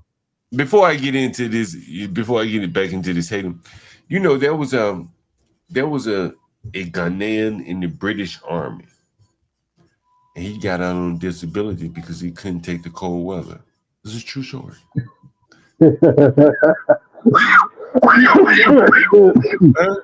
It's true story. I don't know if you knew this. I don't know if you knew this, but my father is Ghanaian. I'm half Ghanaian. Oh yeah, my children have Yeah. Ghanaian. Well, hey, what's your day name? You probably ain't know nothing about that. What's your day name there? Oh, Yeah, I mean, Kwame. no, I don't have like my name is Abdul, but that's literally like from my father. But my father's Hausa. My father's Oh, it's like Nigeria. houses go all the way. It's Yeah, Nigeria. houses go all the way to the Sahel region, to Nigeria. Like it's like a Muslim tribe. Yeah, My little boy they named my little boy. chopping heads off on the desert. My little boy. I know all about that. Listen, I'm both.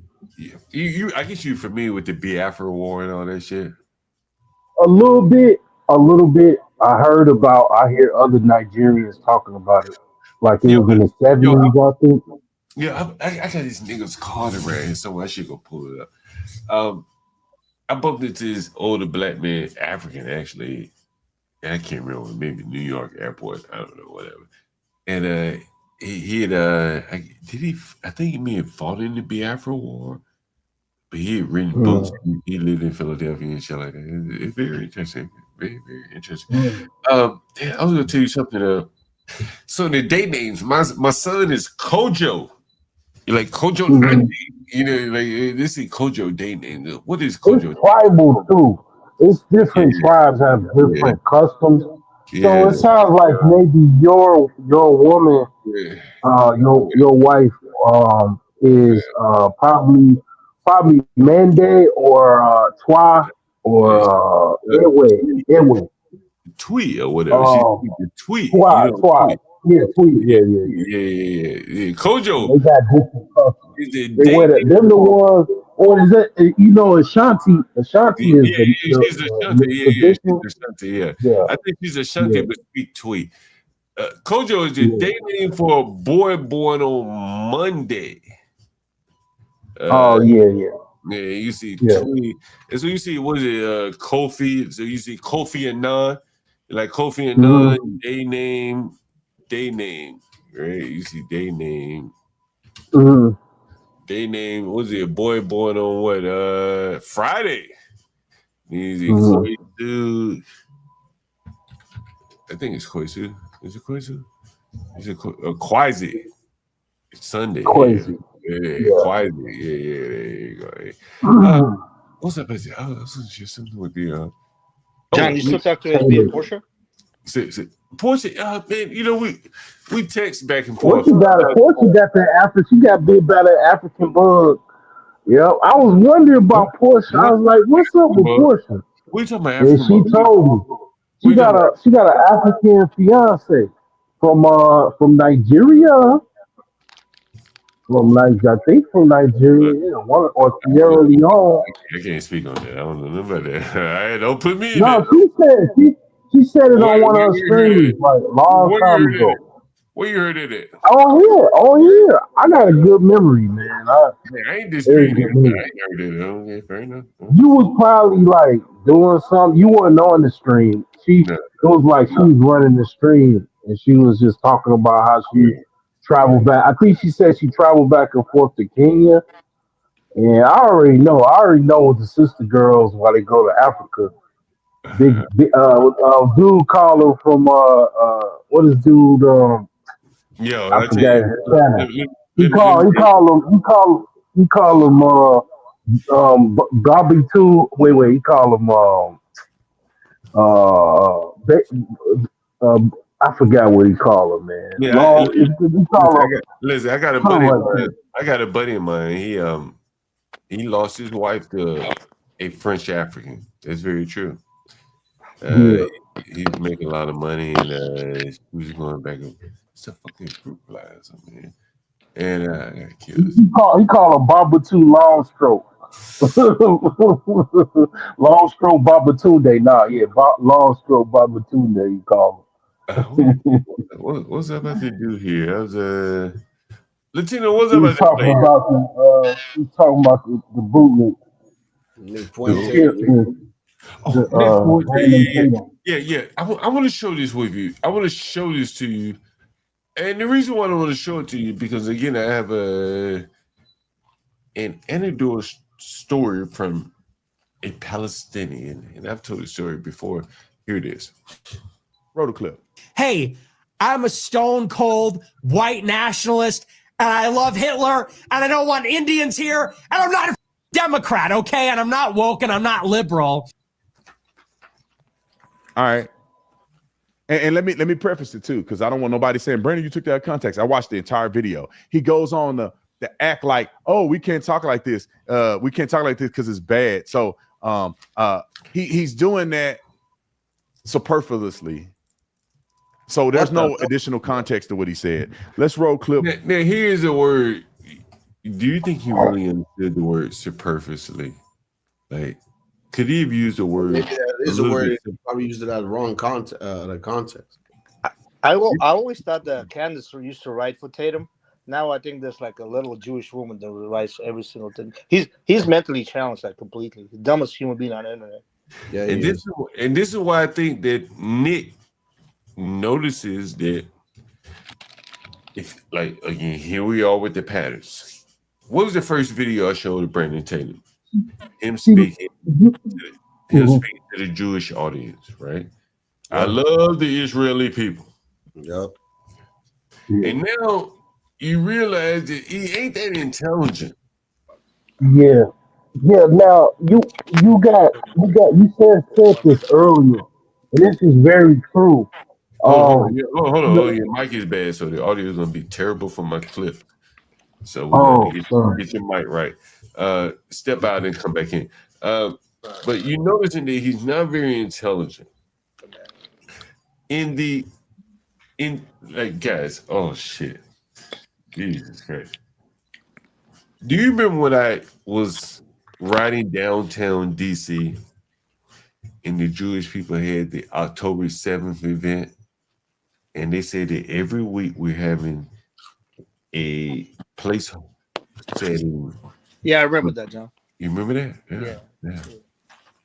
And so these people likely are the handlers for Brandon Tatum.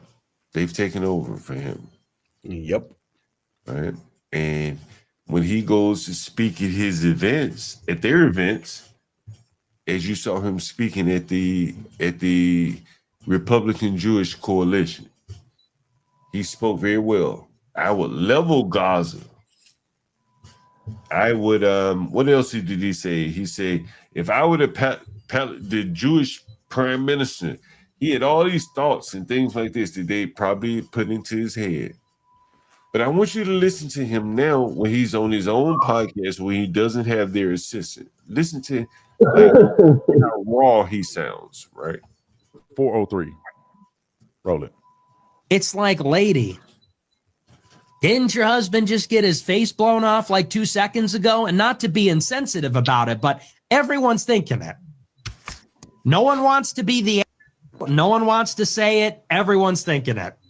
Everyone was thinking it when she gave the first speech. Everyone was definitely thinking it at the memorial. Nobody wants to say it because it's inappropriate. It's insensitive.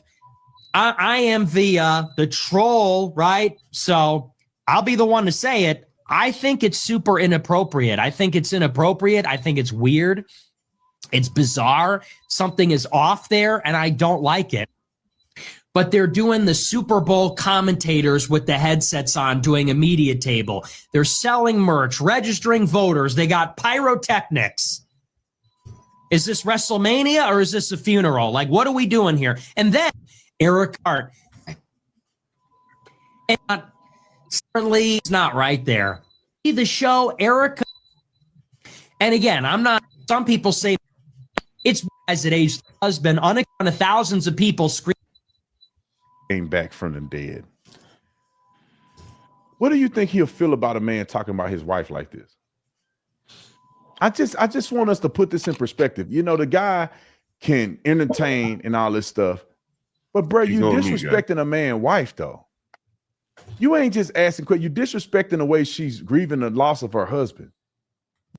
You think she don't really love her husband? Bro, that's disrespectful to somebody's wife. That's why I'm mad, because see, I'm not fake like the rest of these people. Like, I really respected Charlie Kirk enough to be like, dude, it offend me when somebody's coming after his wife. We know Erica. My wife talks to Erica. My wife used to talk to Erica a lot. When she got married, she used to slow down a little. A lot of communication, as consistent as it was before. But my wife talks to Erica all the time. My wife talked to Erica just recently, or text her just recently. You disrespecting my home. If he came on my show, that's when I have a problem. And you disrespecting my homeboy wife like that. I'm going to pause it here. You understand where I'm going here? Yeah. Can you hear me? Can you hear me better? Am I better? You understand where I'm going here? Hold on, one at a time. If someone's got like a bad connection. But do you understand where I'm going here? Does anyone see where I'm going here? You listening to Brandon Tatum, he's saying you disrespecting my homeboy's wife here. My homeboy. You're not going to go up in the political realm using that ghetto terminology, my homeboy. And that's Brandon Tatum. And I don't even think he's aware of what he's saying. Listen. That's when I have a problem. And if you're somebody's real friend, if he came on my show, I'm going to confront him about that. I'm not going to just let it pass. Let's go to clip 404. Roll it. Here's like my survival guide, okay? Nick's declassified survival guide. Okay, we had to Ned's declassified school survival. If you like that. So, okay, we can't make jokes like that. That's not appropriate. That's racist. I get that. I disavow. I apologize. It's terrible. Nick's declassified survival guide. Here's some tips. Okay. Rule number 1. So you get it. Carry a gun at all times. Now, rule number 2 about carrying a gun. Let me ask you this question. I would argue that black violence has been a large contributor to gun sales in America. What do you think? Not legally, but illegally, yeah. I think legally. I think black gun violence has driven more people to buy guns than any time in America. Okay. I get what you're saying. Yeah. What do you think? Nas? Man, I don't like whatever Tatum says. You did you ever hear when he said that he went to Israel? They only split on him once, so it's a great country. Yeah, I mean, we're gonna play that, but that's insane, bro. But what do you think about this though? In that, like, Nick Fuentes is saying, buy a gun, own a gun, things like this. Tatum is taking exception to this, and I'm saying that I think black crime and violence has driven the gun ownership in America. I mean, John, you're on to something. I played a clip yesterday of a kid explaining this. He's like, I'm a black man, and I carry my gun for other black people. I don't Right. carry it for white people. I don't carry it for Hispanic people. This is his own words. How many people have I shown that have called in looking for rooms on my stream, and they talk about the violence that they've experienced due to other blacks?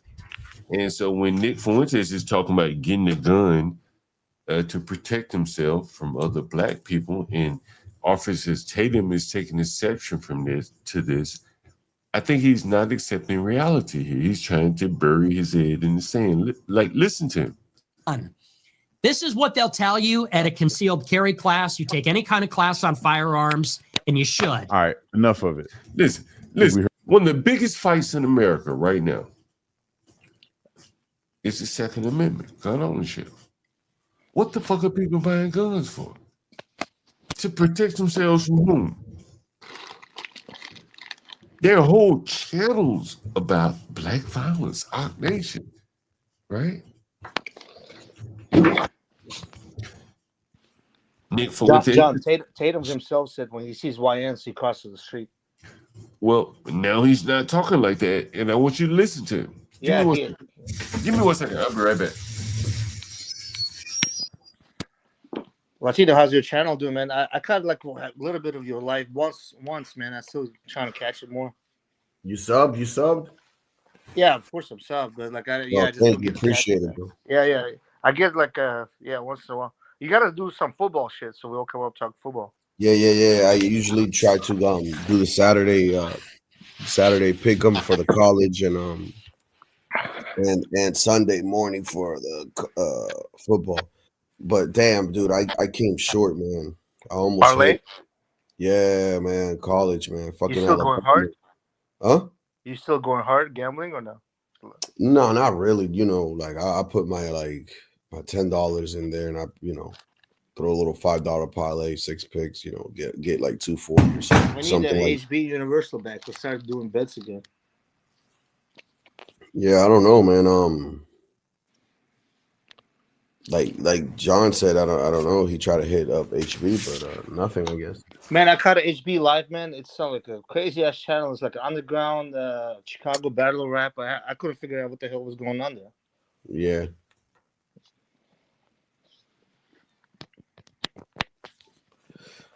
He's doing his own thing. Yeah. He doesn't want to come say hello sometime? I guess not. No, you don't like our replays, man?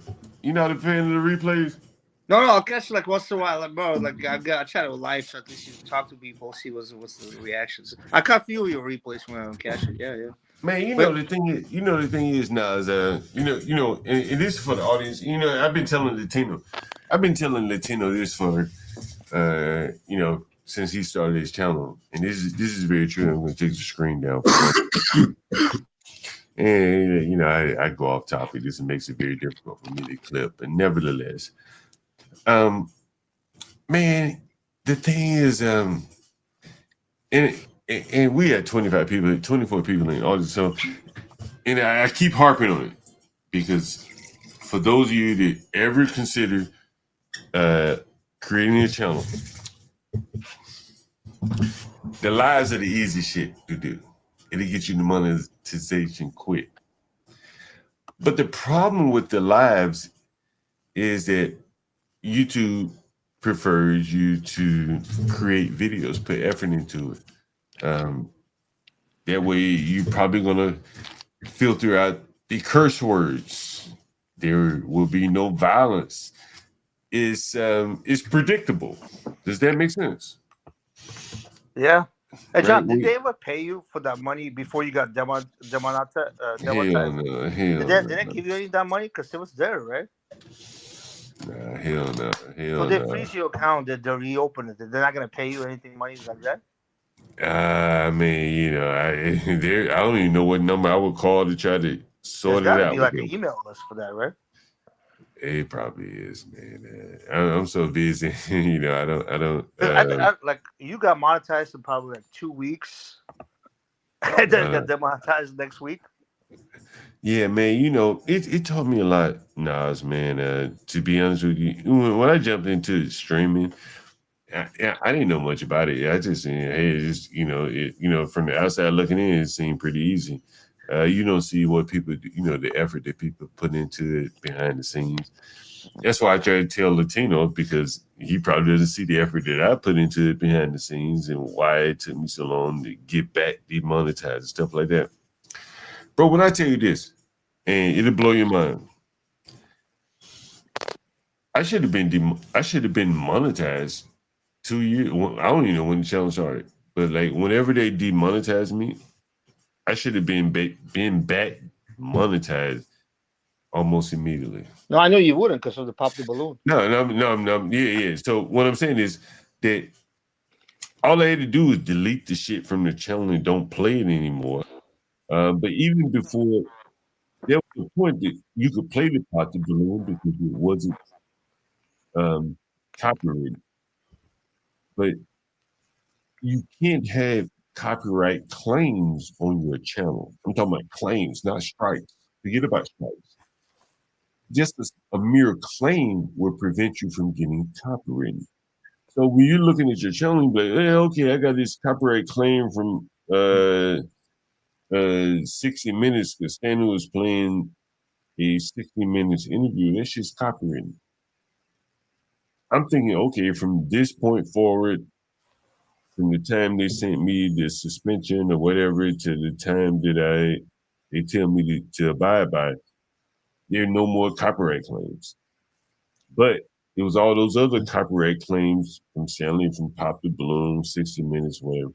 And so I had to clean up all that shit. It took a lot of work and just a lot of time, I should say. Not work, but time. And as soon as I did that, it was monetization almost immediately. And then from there, I'm like, I don't need to play anyone else's content. I'll just play my own content and just avoid all that shit altogether. And that's when I started telling the people like Nightish, as you can see, he's demonetized now. You got to play your own content, bro. He's demonetized or he got a strike? He's suspended. He can't even stream right now on his main Man, channel. Fatty helped Nightish so much when he started the channel, and then he kind of backstabbed him after that. I don't know anything about that, but because I know they all come from Fight Club. So that's why I found this thing from Fight Club. Yeah, but right now he's suspended or whatever until Well, they suspended him only for a week, right? He's been gone for a while. Yeah, well, I think he's been suspended for he said January 9th or the 6th or something like that because that's 2 months, huh? Yeah, maybe he's got a couple strikes or something like that. I don't know. So. Do you have a strike on the channel now? No, hell no. Fuck no, man, bro. I don't need to play bro, the strikes come from playing other people's shit. I don't play anybody's shit.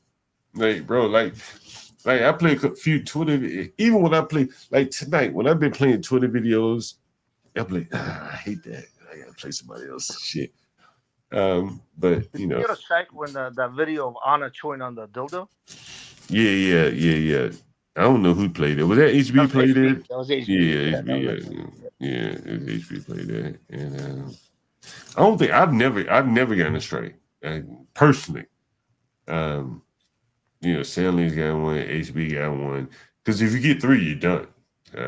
Not only this channel. If you have other channels in your name, that's all gone too. Oh, is that right? Really? Yeah.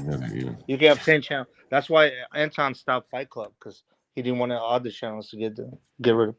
Really? Okay. Because he was making he showed it. He was making 100 G's a month on the Fight Club, and then he closed that shit down. I was like, oh shit, he couldn't get the 3 strikes. Fight Club is like a strip club. It only lasts so long. Yeah, it was like a 12-hour night shift, and it was insane, man. They were just going crazy, man. What was I gonna say to you? We got to get back to Officer Tatum. Here's something interesting here. Let's see, Officer Tatum. We got to get back to him. Officer Tatum. You heard enough. Let's go to clip 405. Roll it. White people are every single bit justified in being racist. I'm going to stop right there. What do you think a nigga like Officer Tatum would say to that? He agrees with it. You think he agrees with that? Yeah, he agrees, and he just can't do it right now because he's going try to push against Zionists. He said exactly the same thing a million times. Okay. All right. Well, I want you to listen to him now. Every single bit justified, to the extent that that means going out of your way to avoid black people when you see them. Every bit justified. And you want to know why? Because we see what happens. And nobody is under any obligation due to liberal ideology to put themselves in harm's way. If you're a white person and you're going to work or going to the ball game or going to the city at night, you don't want to enter into the terror dome where you're suddenly in a sudden death match. You're like in the gulag in Call of Duty fighting for your life. And so, again, you know what's interesting about this is when Trump was first elected, I was staying in the Trump Hotel during the election. I went down for breakfast, and a white man said, he was from Baltimore. He said, I was trapped in the Baltimore Stadium during the Freddie Gray riots, and that's what like turned the worm for him, being stuck in the Baltimore Orioles Stadium. You hit it out, Latino? Yeah, man, I'm about to go to sleep. All right, take it easy, man. Good night, good night. And so anyway, so take it easy. And so Latino, what's his name? Nick Fuentes is talking about the black crime and shit. And this is striking a chord because this is hard for Brandon Tatum to swallow here. All of a sudden, because you got on the wrong train car. Because a car full of black people pulled up on you by the bus stop. You turn and you walk the other way. You avoid their neighborhoods. You avoid going out on Memorial Day or Labor Day weekend at night in certain places. When you see them, you start walking in the other direction. And we are every bit justified because we see what's going on and we don't want to die. It's that simple. Of course, this clip is an extended version of it.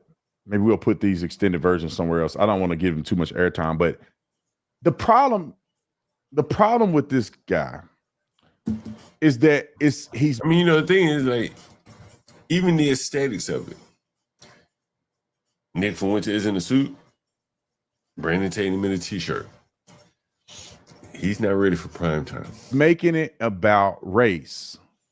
No one should want to go anywhere where there's violence. Even black people shouldn't go to some places where there's violence. But the thing is, Officer Tatum cannot confront is that for black people to avoid violence, they have to avoid themselves, their own people. White people don't have to do that by and large. This is the real conflict. You know, funny thing is, he said, I don't want to give him airtime. Nick averages between 80 to 120,000 live viewers every day. It's pretty insane. On Rumble, though. I mean, Nick is not a dumb guy. He's very sharp, dude. Very sharp. Right. He's a very young man relative to Officer Tatum. And Officer Tatum is trying to like say, well, no one wants to be around violence. Well, who's committing the violence? He can't talk about that. He can't talk about it. And that is kind of what you see with Stanley's of the world, the Sharon Braces, the No Fugazis. Yeah, I watched that No Fugazi thing when you were on there. You told me on there, yeah. And these guys. Fugazi, I don't think he has one original thought, man. Every single word that comes out of her mouth, he got it from Myron. Oh, is that? But Myron is much more based than Fugazi. Yeah, Myron's much based. I'm saying he just stole every single line, but he doesn't know how to say it, man. He's like same talking points every single time. No, I was trying to tell you, like, a lot of these guys don't have a lot of depth to, like, they can tell you something, high level from a book, but there's not much life experience. I remember when you were up here on here, you talked about the Armenian experience, this and that. I don't remember exactly, but there was a lot of depth to it. It shapes you as a person. A lot of these guys don't have a lot of depth, and they're more or less just spouting like talking points. And you're seeing that with Brandon Tatum here, and I want you to listen to more of it, and he's going to say something very interesting. But to make it out to say us white people definitely should, because we're white and we shouldn't be around black people, that's where the problem comes in. You know why that's a problem? You know what that's a problem? Why?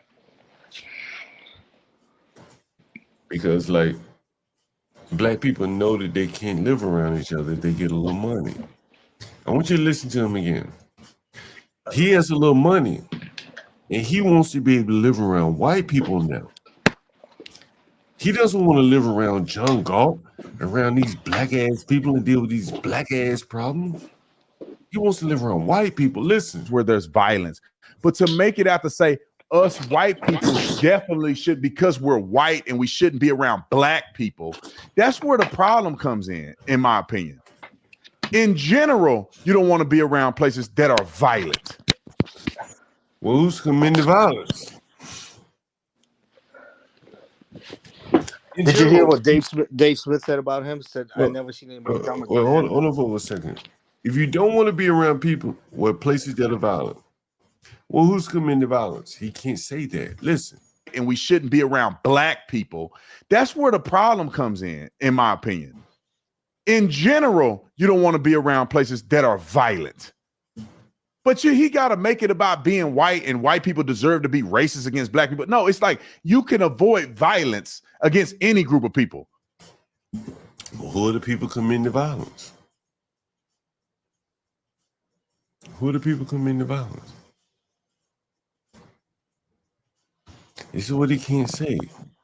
He's married to a white woman, so he has said like violence is the issue. No, it's really black violence is really the issue. That's why people have to move. That's why the schools are bad and so on and so forth. He is like abstracted out and says it's just violence. White people are violent too. White people are violent too. This is the no fugazi line. White people are violent too. This is what no fugazi did to me. No Fugazi did some shit like this to me. He's like, yo, white people are violent too. I'm like, but no one's moving away from white people. I have call after call, phone call after phone call of black people not wanting to live around other black people. These things are very true.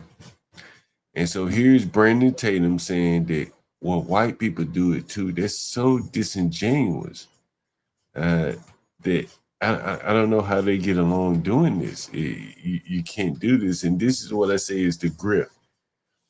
This is the grift right here. Nas, what I'm telling you is that what's the big beard guy? Well, they both have beards. What's the big beard guy? Fugazi did this. Tatum did this. Stanley Cross does this. Sharon Bracey does this. They all say white people do it too. Why they live around white people? This is truly amazing. This is a truly amazing phenomenon. About being white and white people deserve to be racist against black people. No, it's like you can avoid violence against any group of people. Yeah. White people are violent too. White people are Hispanics are violent too. Black people have violence. Now, some communities are more violent than others.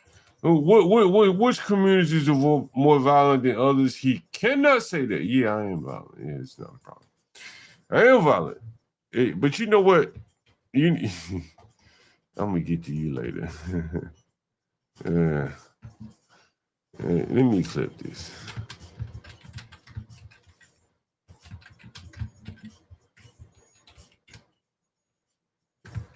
You know, who the fuck said that? Who the fuck said that? You niggas be you niggas. See, this is why I gotta do videos. This is why the fuck I gotta do videos, Nas.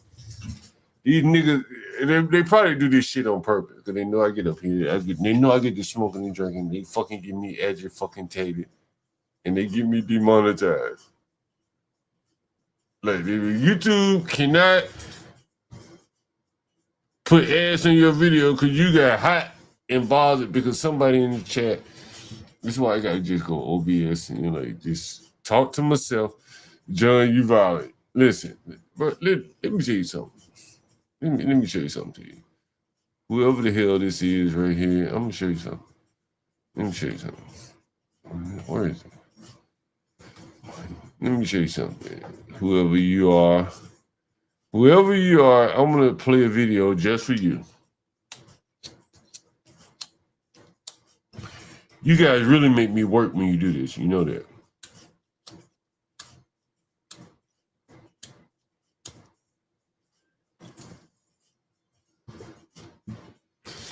And so here's the clip I want to play you.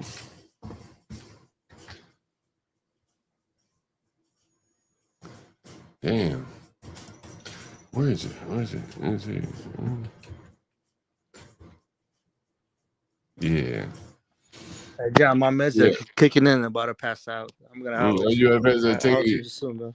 Take these out. I Be good, appreciate brother. you. I appreciate you coming up, man. Yeah, for sure, man. Be good, man. Yeah.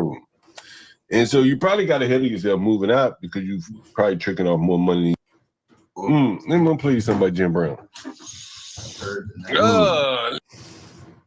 Yeah, this is it right here. Consistent though. Why? Well, you get up the same time each time so that the enemy don't know when you're hurt or when you have to get up slow. And it gives you an advantage. That's simple. You know, if one time and you camouflage everything. Brown there talking about getting up slow every time. Camouflage. You know, Save energy. Save energy at the same time. It's very interesting. Get This up, Jim Brown. Get up the next time, they don't know what hit you. They don't know what hit you. And again, you know, and you know, that's, you know, Johnny, you know, you seen me handle business for a very long time. Johnny, we like as long as we been handling business, bro, we ain't hate to whoop no nigga yet, have we? Yeah, We ain't whoop no niggas. Huh? We whoop their spirits. Yeah, we whoop their spirits. I ain't had to put my hand on now one of these black. I promise you I'm trying to stop cursing because my lovely lady Lisa, she tried to do my monologues for the cartoon versions of John Galt. And we won't have to do all the editing and stuff like that. So, but we whoop their spirits.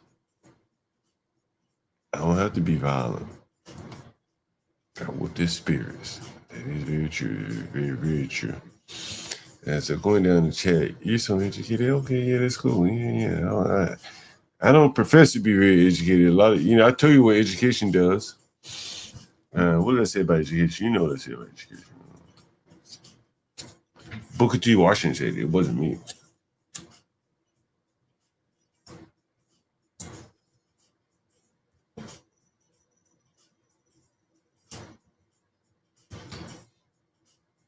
I think some YouTube people are stalking me, John. I'm paranoid.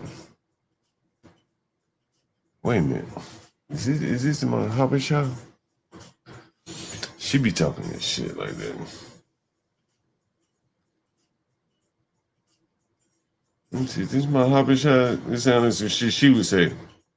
Let me call her, see if she awake anyway. Late night. You on late night with John Galt. You never know how it goes.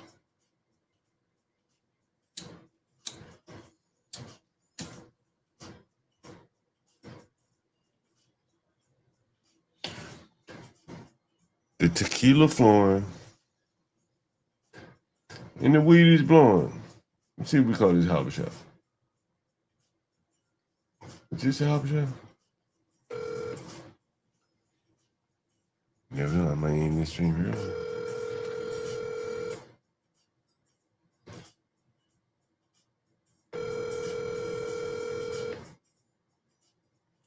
Your call has been forwarded to Is that her voicemail. The number? person you're trying to reach Is that her number? Oh, yeah, there is a number. Okay, yeah. Send me the voicemail, whatever. All right, back to the stream then. How about that? All right. What? I thought your ass, I didn't know you answered the phone. It's 3 o'clock in the morning. What? It is? What are you calling me about? Shit. Get your ass over here. No. I'm sleeping. Oh, you bullshit. Why you do that to me? Talking all that shit to me all day. And you gonna be asleep when I call you? Okay.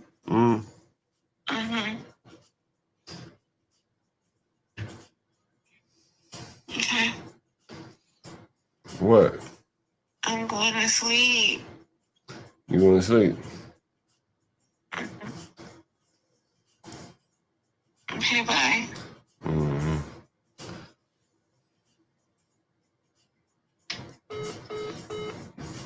Habasha. Anyway, back to what I was showing you. Back to this. Is this what I was showing you? Yeah, we whooped their spirits. No, I've already shown you that. All right. Back to what was I showing you?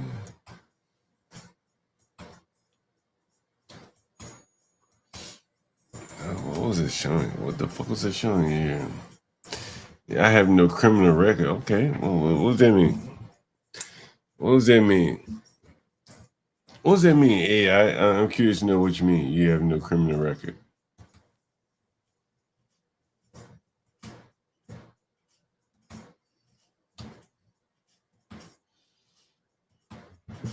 Are you gonna explain that? Is that a bragging? Is that something you're bragging about? I mean, it's not. Okay, fair enough. It's a good thing that you've never been arrested. It's good. Oh, so back to the Brandon Tatum interview. That's what we were talking about. What the fuck I was thinking. Is it here? Okay, here. So you avoid the community as people in general, not just because you white. Because somehow you speaking up for all white people. It's like it's complete stupid and asinine to me. Then he was on Candace's show saying he don't want to race mix. Mm-hmm. Listen. How many times we heard black? I'm black and I'm proud. I want a black baby. I want black. I want my children to look like me. I'm a black curly hair, C4C hair, all that kind of stuff. Nick Fuentes on the other side, I want a white child. And Brandon Tatum takes exception to that because, well, if we were to go totally segregation, where Nick Fuentes would be forced to only deal with white women,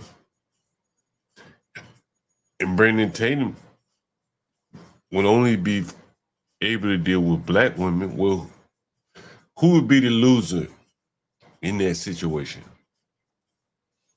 My argument is that it would be Brandon Tatum.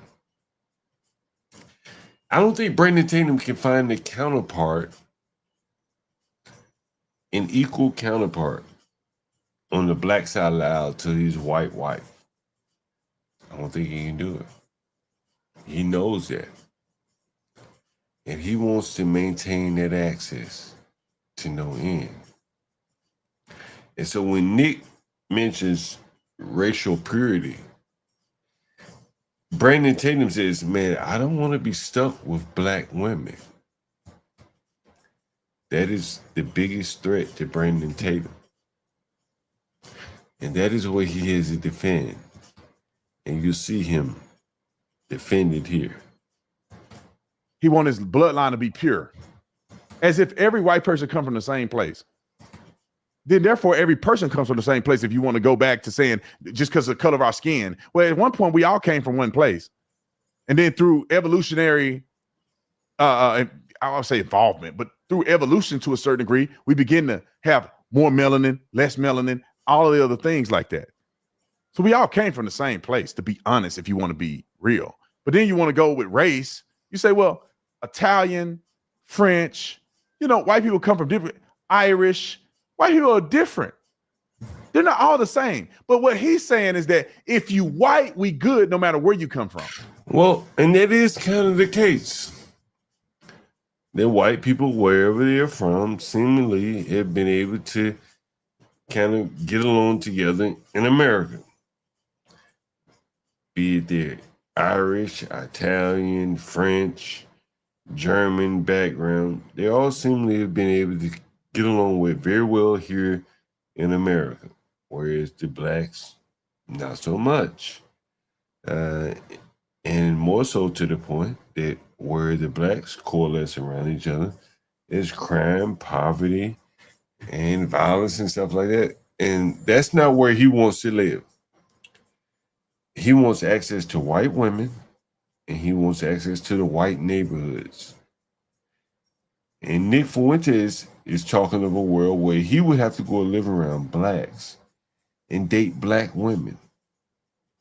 He doesn't want that. He can't allow that to be put out into the ether. And his white woman, who's probably of lower stock than the white women that say a Nick Fuentes would marry or have children with, she's okay with this. She's okay with this. She's accepting of a black man. And she has to swallow what Nick Fuentes is saying about black men and black people. Okay. Racist. All right, let's get to clip 406. The Black Row percent $25. Welcome back, brother. Even though you're not frickin' brother. Good to be back, my brother. Here, come on, we're brothers. But hey, good to hear from you, my. Good to hear from. Oh wait, I said we weren't going to say the N-word. Well, that's not. It's just not like I said that other thing. That other thing. You know. So we're cool. But man, I appreciate you. Hey, good to be back. I'm a friend to all. I'm a friend to all black people. I'm a friend to all people. Friend to human beings. $10. I've seen some good shows in my time. Now, it just said that don't be around black people and you got to be careful to get in a terror dome. But then he's a friend to all black people. Then he's saying the N-word. Come on, next clip, 407. We got one more clip and then we're going to be out of here. Roll the clip. This some. I should have started doing that when the cops were talking to me. I should have just went full Nick. There's some man. Hey man, there's some bullshit. And then then they arrest me, and then I'm like, oh, Ossifer, please, I can't breathe. It's crazy. Let a Nick breathe. I cannot breathe. All right, we got another clip 408. This is the last clip. Roll it. Remigration is inevitable. Silver sent $109. Yeah, we're on our Goodness way. Gracious. See several Instagram reels of you with hundreds of thousands of views talking about letting a Nick breathe. Good job, your breath. Yeah, that one went viral. Pretty cool. Thank you for the big super chat. People just love it when a white guy says. People don't even know who I am or anything, but they see a white guy say and they're like, "Oh my gosh, I can't believe he just said that." It's like, dude. We're so past that. I don't even think about it like it's edgy. I just say it sometimes because it's just a word in my vocabulary. And it comes up on a normie's timeline and they're like, oh, did he just say, did a white person just say the N-word? And over here, we're just blasting them off all the time. This, that. And people on Instagram are like, did he just say, he just said, this is crazy. This is hilarious. You got to see this is comedy. When this white guy said it, it's so funny. And me, I'm like, oh, I didn't even realize I said it. It's dude, people are so shackled. It's crazy. I feel like I'm the freest man in the world in some ways. Like, yeah, I'm very hated. And can you say whatever word you want to say? Yes. But you say you're a Christian. You mock Charlie from not being Christian enough. You are grandstanding and going on podcasts with people that's supposed to be Christians like Tucker Carlson, who would chastise and say he hates Christian Zionists, but you don't hate people or you don't have a problem with people like this. There is a certain word and decorum that you should have as a Christian. And I know people make mistakes. I'm not perfect. Sometimes I get mad and say stuff. But if this is a common practice for you that every day or on your live stream to the world, as you're saying Jesus, you're cussing in the same sentence, you probably should think twice about it. I'm just putting it out there. So normalizing somebody like this as a part of our movement is stupid. Nobody agrees with this racist, anti-Semitic. And you should hear the stuff he say about J.D. Vance's wife because she's an Indian. You should hear the things he say about all kinds of racial things. There's no place in America for stupid stuff like this. We're all one, no matter. And for Charlie, for Brandon Tatum, he has to maintain the myth that we all one. the Lily Gaddis, she did a video about the purity of dogs. And Nick Fuentes talked about the purity of people. There's a lot of overlap there. And that is very uncomfortable for the Brandon Tatums of the world that want to benefit from the white neighborhoods, the white women. And I think that is what it's all about, honestly. That is the underlying pattern. It is the white woman that they are desirous to maintain. Once again, I am John Gall. And how long has it been? Has it been 3 hours? I can't even tell what time is it. Is it 5 p.m.? Wow, is it 5 p.m. already? Is it 5 o'clock? 3 o'clock. 3 o'clock. I am John Gall. I'm going to smoke one more joint with you guys. I'll respond to the chat. Anyone got any chat? Thing in the chat. Let's see if I can respond to it. Let's see what we say here. But that was Brandon Tatum. And here you have it.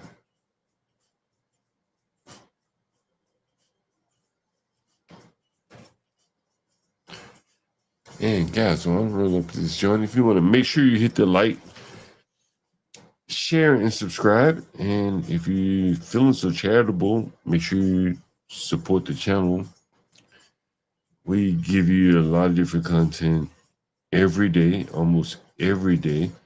Videos, uploads, live streams, a little bit of everything. Tomorrow, Universal Jones and I will be talking about the NFL quarterback play in particular. So I think if you're interested in football, you may find that topic interesting, that stream interesting tomorrow. So that'll be tomorrow sometime, maybe about 10:30, depending on the time. So if you have any comments, you have any suggestions about that stream, feel free to comment in the chat. I don't know why.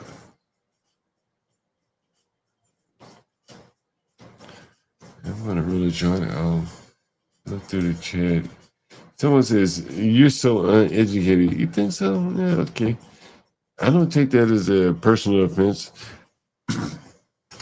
I rent to a lot of very educated people. So what do you make of that? What do you make of that, Chief Blitz? Did I rent to a lot of educated people? People with master's degrees from esteemed universities. So if I'm uneducated, shouldn't they be renting to me as opposed to me renting to them? Shouldn't it be vice versa? Taylor reminds me of another grifter. You know, I've heard of the amazing Lucas. I may have to get around to him. We may get to the Lucas guy at some point. This is kind of part of the Looking Beyond the Veneers series, and a lot of these guys are grifters. And I think a large part of it is that they want access to white women. That is the seemingly underlying pattern between Tatum, Cooley, Stanley, Sharon Bracey, all of them. They all want white women. And let me see if I can find this clip. See if I can find it. Keep you guys entertained for a bit. Let's see. Is this it? No.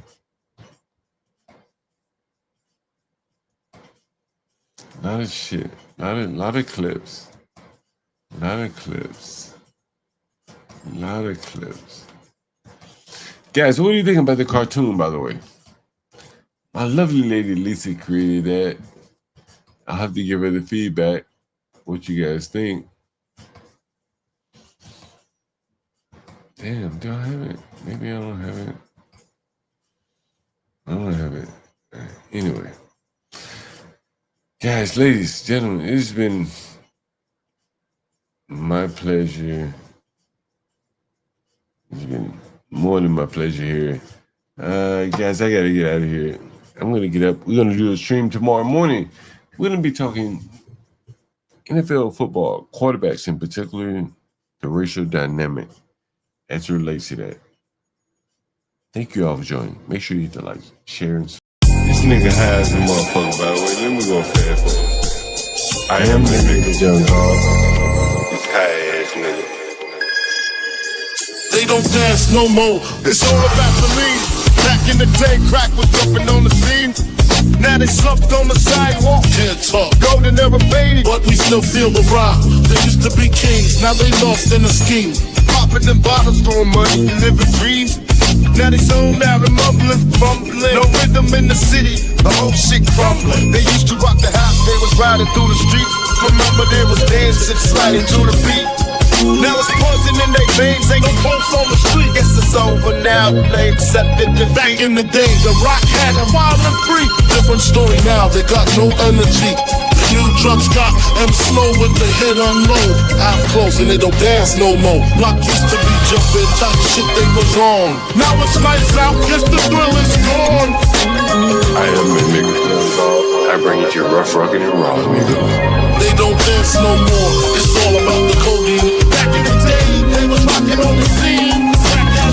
Even dancing in the rain. Now they nodding off. Shit just don't hit the same. I am that nigga.